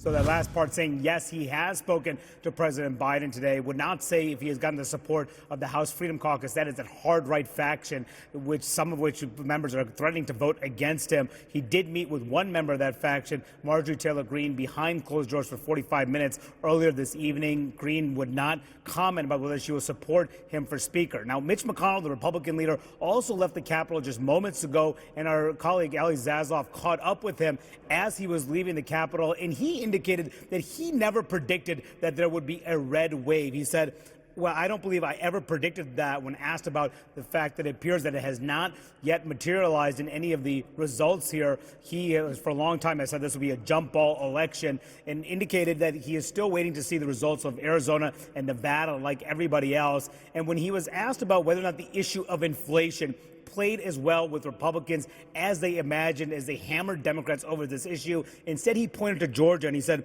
we're all waiting for December 6th. Of course, that being the key runoff day in Georgia that potentially could determine the Senate majority or could determine the margin at least. But already the Republican leader making clear his sights set on Georgia next month. All right, Manu, thanks so much. And Casey, do you think that Kevin McCarthy has the votes as of right now? We don't even know who's going to be in the Congress. Kevin McCarthy, I don't know how he can know, really. I mean, he sort of has to answer the question that way. I mean, what else are you going to say? But the fact that he's not, I mean, they thought he had all kinds of press lined up last night. They thought he was going to be able to come out and, claim victory. And instead, he's basically running from the campaign. Jake, if body language is a real thing, the body language there was not great for Kevin McCarthy. No. I mean, you can overstate it, but he didn't come out there like, hey, guys, here I am, the new speaker. He was, he couldn't wait to get through that door and away from reporters. We got to talk about Mitch McConnell, to Ali Zaslav. He's the king of understatement. I didn't predict a red wave. No, you didn't. You said candidate quality, which is like, to be fair, he really didn't. Which is like maybe this, maybe that. We'll see. Which is note to Donald Trump. Thanks a lot, man, for getting involved in all of these primaries, which we begged you not to, and leaving me with candidates who were not viable in purple or even blue states, like what we're looking at in Pennsylvania. And he's very, very frustrated. This is like Charlie Brown and the football. It is over and over. This has happened to him. If you go back to 2010, huge wave in the House of Representatives. He doesn't get a majority. Why? Because of candidate quality. And it's happened again and again. That was because of the Tea Party, though, not because of but it's a different Trump, right? Well, but the Tea Party is a more modern version of Trumpism, right? Or Trumpism is a more modern version the beginning of Tea of what Party. It's the same kind of thing. Right. Jim Jordan, Mark Meadows were the Freedom Caucus chairs, and they were Tea Partiers, and it's sort of the newer version of that. I think it's interesting, though, that when he was asked about, well, how's it play with voters, he talked about December 6th. Look, we can make much too much of this and the tea leaves, but, if he was more confident that he's going to win Arizona and Nevada, then December 6th is not quite so important. It seems like he's saying, well, we're going to win one, we're going to lose another one, and it'll come down to December 6th and the runoff in They're Georgia. back to 50. Yeah, he's assuming that they're going to win, the Republicans are going to win Nevada and lose in Arizona, I think. Yeah. But, it's also a dig at Rick Scott, who was, frankly, out on the airwaves saying, we're going to win 55 seats in the Senate, which, I think all of us kind of thought, that would be a lot. There was no love lost at between the time. Rick Scott, the head of the National But Republican. he spent money on races that I'm sure McConnell thinks was a total waste. Yeah, right. I mean, I don't think anybody believed what Rick Scott was selling, and certainly not Mitch McConnell. But I am fascinated by just, in my mind, I see the image of Kevin McCarthy and Mitch McConnell and the two men who probably could not be more different. And there is a real scenario in which they are sort of co-leading a Congress, for the next couple of years. And they don't see eye to eye on a lot of things. And I think that is actually a different dynamic than we have certainly been experiencing in the last couple of years. But it will be a much more difficult dynamic for Republicans than we talk about, because McConnell is a very results-oriented type of leader. He doesn't want to play some of these games that McCarthy is going to have to play if he wants to placate his base. As John Boehner used to say, unless you have the caucus behind you, you're just a guy taking a walk. Many speakers of the House have tripped up on that very issue. I was going to say, that there's a difference between McCarthy will learn McConnell that and very McCarthy quickly. because McConnell runs the Republican caucus in the Senate and McCarthy runs the Republican caucus in the House, and that's, relatively speaking, a zoo. Well, and look, there was also a pretty serious break between McCarthy and McConnell over January 6th. And it's not necessarily one that has gotten a lot of ink. It's not something that the two men really talk about. But the way McCarthy went down to Mar-a-Lago and stood for that photograph immediately after, McConnell was very much of the Liz Cheney mindset. You know, we've learned in some of these books how seriously he thought about casting a different vote in impeachment. He obviously ultimately closed his mouth in the attempts to win the Senate back in this midterm election. But the two of them don't see eye to eye on how to deal with Trump in the party. I mean, McConnell sees him clearly as a loser, and McConnell sees him as someone, or I'm sorry, McCarthy sees him as someone that he absolutely needs if he wants to achieve. Also, remember, the goal of being McConnell's Speaker. also been, in recent weeks, the target, and his wife, of really unseemly and racist attacks. Yeah, That- and Trump by has said Trump. he wants When- to get rid of McConnell. When It was McCarthy said. went down to Mar-a-Lago in January 2021, Yeah. that is interpreted by a lot of House Republicans as McCarthy bringing Donald Trump back onto a boat after they felt like they had pushed him off. And you could argue that if Kevin McCarthy had not done that, that last night would have been a much more successful night for Republicans, because you would have had a completely different dynamic. If you buy the argument that McCarthy brought Trump back. I don't know that I buy that. I mean, I know there are some people who have posited that, but if you think about the way that the party was turning, I mean, McCarthy was following the rest of his party's base when he went down to Mar-a-Lago. He was not leading from the front with what he did, and he made the calculation that if he wanted to achieve, I mean, he has wanted to be the Speaker of the House for years. He keeps missing out on it for various reasons, because of mistakes he's made, because of the way elections have broken, because of, you know, potentially here, Donald Trump. If Donald Trump turns on him in the next couple of months, this speakership race could get really ugly really fast for McCarthy. And he really needs Trump to continue to embrace him to try to mitigate this problem that he has on the right. John Bolton, Trump's former national security advisor, has said several times he thinks Trump is going to go after McCarthy at some point. God knows why, just for fun, for kicks. Because he can. Because he Right, can. why not? Exactly. Yeah. Why is he insulting DeSantis right now? Anyway, coming up, Massachusetts makes history with its pick for governor. She joins us live next.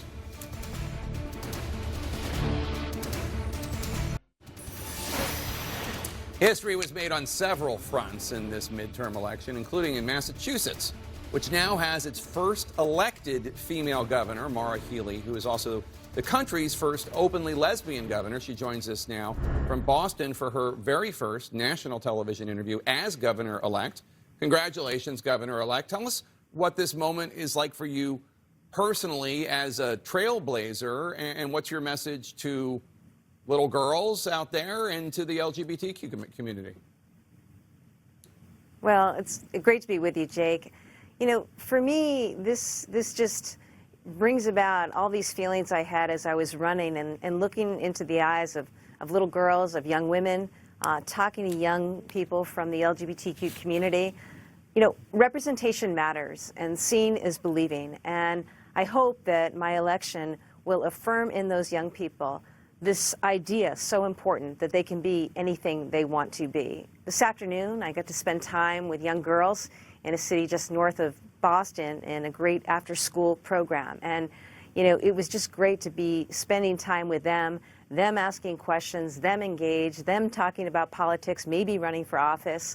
And at the end of the day, we're going to be a better state, we'll be a better country when more voices are at the table, especially voices that have not been heard historically. And you're also only the second Democrat to become a governor of Massachusetts in the past 30 years, which might surprise some of our viewers. But Charlie Baker, Republican governor, obviously Mitt Romney at one point, Republican governor. What do you think the winning message was, especially in a year where Democrats seem to be facing headwinds? Well, you know, I've had the privilege of being an attorney general here for the past 8 years in Massachusetts, and I took on some of the big fights, including Purdue Pharma and the Sackler family. I stood up for families on a lot of economic issues, and I think they liked my message. At the end of the day, my message was about bringing people together, delivering results, not dividing people. My opponent in this race was really of the Trump wing of the party. He was an election denier, and he was opposed to abortion. And here in Massachusetts, I think the voters spoke really clearly that they're beyond the noise. They want people who are going to deliver, bring people together, certainly stand up for reproductive justice. I also ran a campaign that was really focused on affordability in a time right now where we know so many families are hurting. And I think that's what's really carried us over. Governor-elect, it's Dana Bash. Congratulations again to you. You are now going to have to govern. And one of the big issues, you sort of touched on this a minute ago, that governors across the country are having to deal with is affordability, is inflation. How are you going to actually tackle that? What are you going to do to make people's lives in Massachusetts better? Well, I think from several angles, Dana, and you're absolutely right that that is an issue here in Massachusetts. It's an issue across this country. I put forward plans, including growing housing right now, because right now we don't have enough housing. Rents are too expensive. People can't afford mortgages. So that's one thing we're going to get after right away. Also make some changes to our transportation system.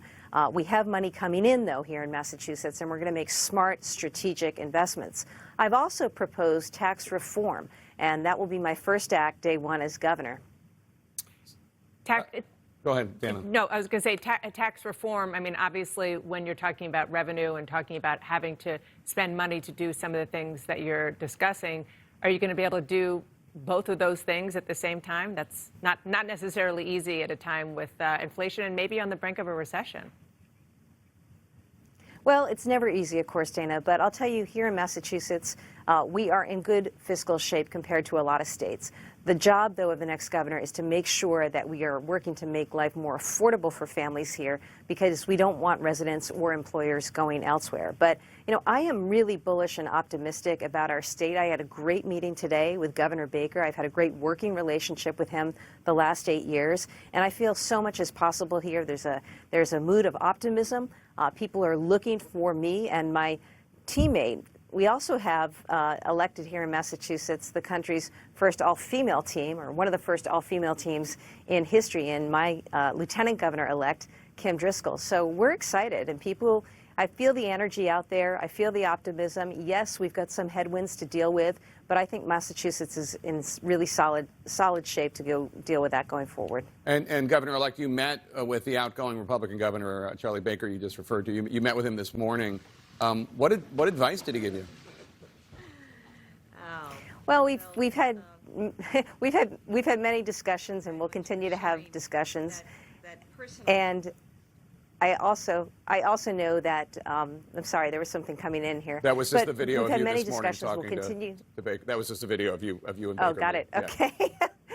Forgive me. No, me. it's okay. Well, look, we had a great conversation, and I think that, you know, one of the things that he made clear to me, and it's also the way I've tried to be as Attorney General, is to really get out around the state to make sure that when we are in these positions, when we are elected with the voters' trust and the expectation that we're going to deliver results, it's really about making sure that people across this state know that whether they voted for me or not, I will listen to them, I will understand them, I will meet them where they are, and together we're going to work to find common ground and to move us forward. And I know that's possible here in this state. All right. Well, congratulations again, Governor-elect. Appreciate your taking time to talk to us today. Well, thanks for having me. We are standing by for new numbers from Arizona in the high-stakes Senate and governor's races there. We're going to go there live next. Stay with us.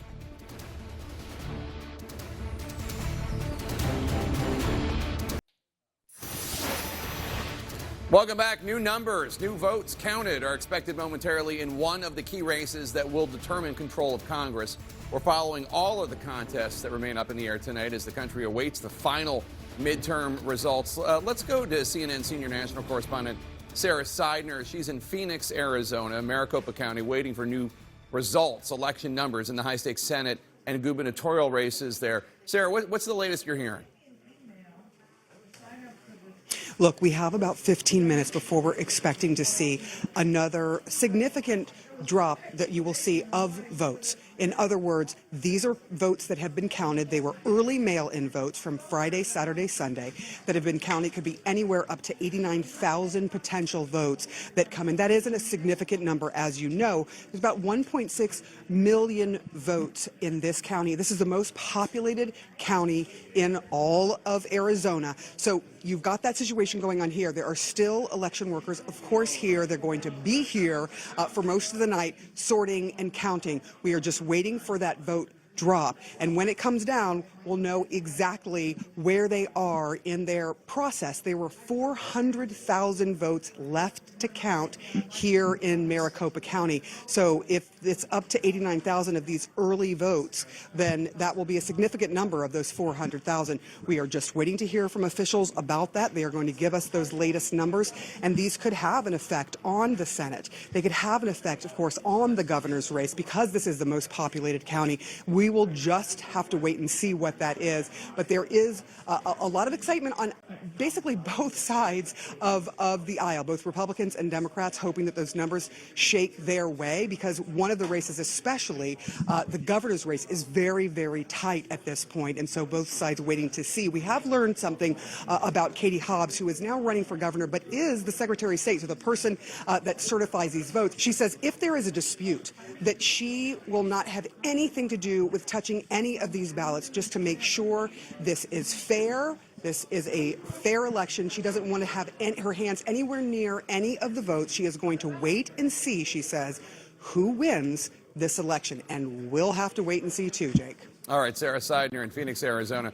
Thanks so much. 27% of the vote remains uncounted in Arizona. David, have we figured out what percentage of that the candidates would need to win in order to be triumphant? Yeah, so our colleagues at our decision desk are doing that math constantly, right? That's what they do to try and get to projection level confidence. So what we see here, you see the vote tally on the left here of where it currently stands, with 73% of the vote in, 51.2% of the vote for Mark Kelly, 46.7% for Blake Masters. Now, we think, and these are estimates, Jake, I just want to be clear, we think approximately 700,000 votes are outstanding, 700,000 votes. So, given the current vote tallies, Blake Masters, in our calculation, would need a range of 53 to 56% of those roughly 700,000 uncounted votes in order to win this race. Mark Kelly's need number is lower, obviously, since he's ahead. He would need about 41 to 45% of the uncounted votes in order to secure victory in this race. So we'll be watching closely to see what are the percentage breakdowns for each candidate of this new batch of votes coming from Maricopa County, Jake. All right, David, thanks so much. And let's dive into this. We're expecting these vote results to come in about 10 minutes. But until then, tell us what's going on here. And so David makes a key point. Number one, our great decision team is making the best estimate they have based on the information we're getting from Arizona officials. When we get that first release of the newly counted votes, then you know, right? So you take that first piece and you break down the percentages, and that will inform us as we go through the additional votes, assuming it holds. But that was the patterns we saw repeatedly in 2020. So what are we looking at? As David just noted, you'd rather be Mark Kelly. He just broke down the percentages of Mark Kelly. Blake Masters, mathematically, totally within absolutely play. possible. We don't know. We do not know. Mark Kelly has by Arizona's competitive standards, a decent lead in the Arizona Senate race. We have no idea who is going to win this race, and we need to be very clear about that, because 700,000 more votes. Look at the votes. That's a lot of votes. And then in the governor's race, it is a much more narrow lead. This is only a 3,000 vote need. So this race is, the Senate race is in play. This one is in play, in boldface, if you will. And so that's why we need these votes in both places. I just want to come here. The biggest basket of votes we're going to get is Maricopa County, which, sorry to be redundant for those who have been with us a long time, but this is it. This is 62% of the state population. Phoenix and the fast-growing suburbs around it, where close elections are decided, with the exception of the 15% that live in Pima County, Tucson, and the suburbs around Tucson, some rural areas when you get down to the south here, but largely Democratic areas. You see Katie Hobbs running with 59% of the vote here, and you see Katie Hobbs with 52% of the vote there. It is interesting, as you watch these two races come out, we could get all these new ballots, and it's possible one Democrat holds the lead and one Democrat loses the lead, in the sense that it's closer. You look at this right now. Let's come out statewide so you have the full numbers. she's at 51%. This is almost a dead heat, 3,600 votes and change. He's at 51.2%. May not sound like a lot, but you'd rather be 83,000 votes with more votes outstanding. You'd rather be 83,000 votes ahead than 3,600 votes ahead. That's just simple math. And now we go through this process and we count, and there are a lot of people stirring this up, questioning the integrity. Why does it take so long? We have zero reason to believe this is anything but the idea that there are a lot of votes. They need to count them, and they will. And one more key point, sorry. When they do this, you see Sarah will be standing there, and you see it happening behind her. There are representatives of each campaign there. There are neutral observers there. There are lawyers there. There are eyes on all of this. So you see people outside, not in the process, stirring up all these questions. There are good Republicans and good Democrats and good independents standing there in the room watching. They will raise their hand if they see anything. Well, and also, by the way, why does it take so long? It always takes so long in Arizona. Always. I mean, we remember the Senate race between Sinema and McSally. It took days and days and days. Now, if the current Republican governor and the Republican House and Senate in Arizona want to change that, they can change it. They can be as efficient as Florida is if they want to do that. They haven't done it. Right, and Georgia. And we're waiting on Arizona and Nevada. Roll the clock back 2 years. What were we waiting on? Arizona and Nevada. And Pennsylvania, because it was so close. So let's give some grace to these people. That was also the COVID election. Right. Where we were in uncharted waters. So many early ballots and all that. But these two states have been traditionally slower. It's the way they do it. It's the way they do it, and the people in their states elect the local officials in their state. And so they elect them in free and fair elections. They traditionally have been slow. They haven't changed the rules. You have to respect the will of the people. If that's the way the people of Arizona and Nevada want to do it, we wait. Yeah. Coming up, Arizona is set to release a new round of votes just a few minutes. That could impact the final outcome of this historic midterm election as election night in America continues. Stay with us.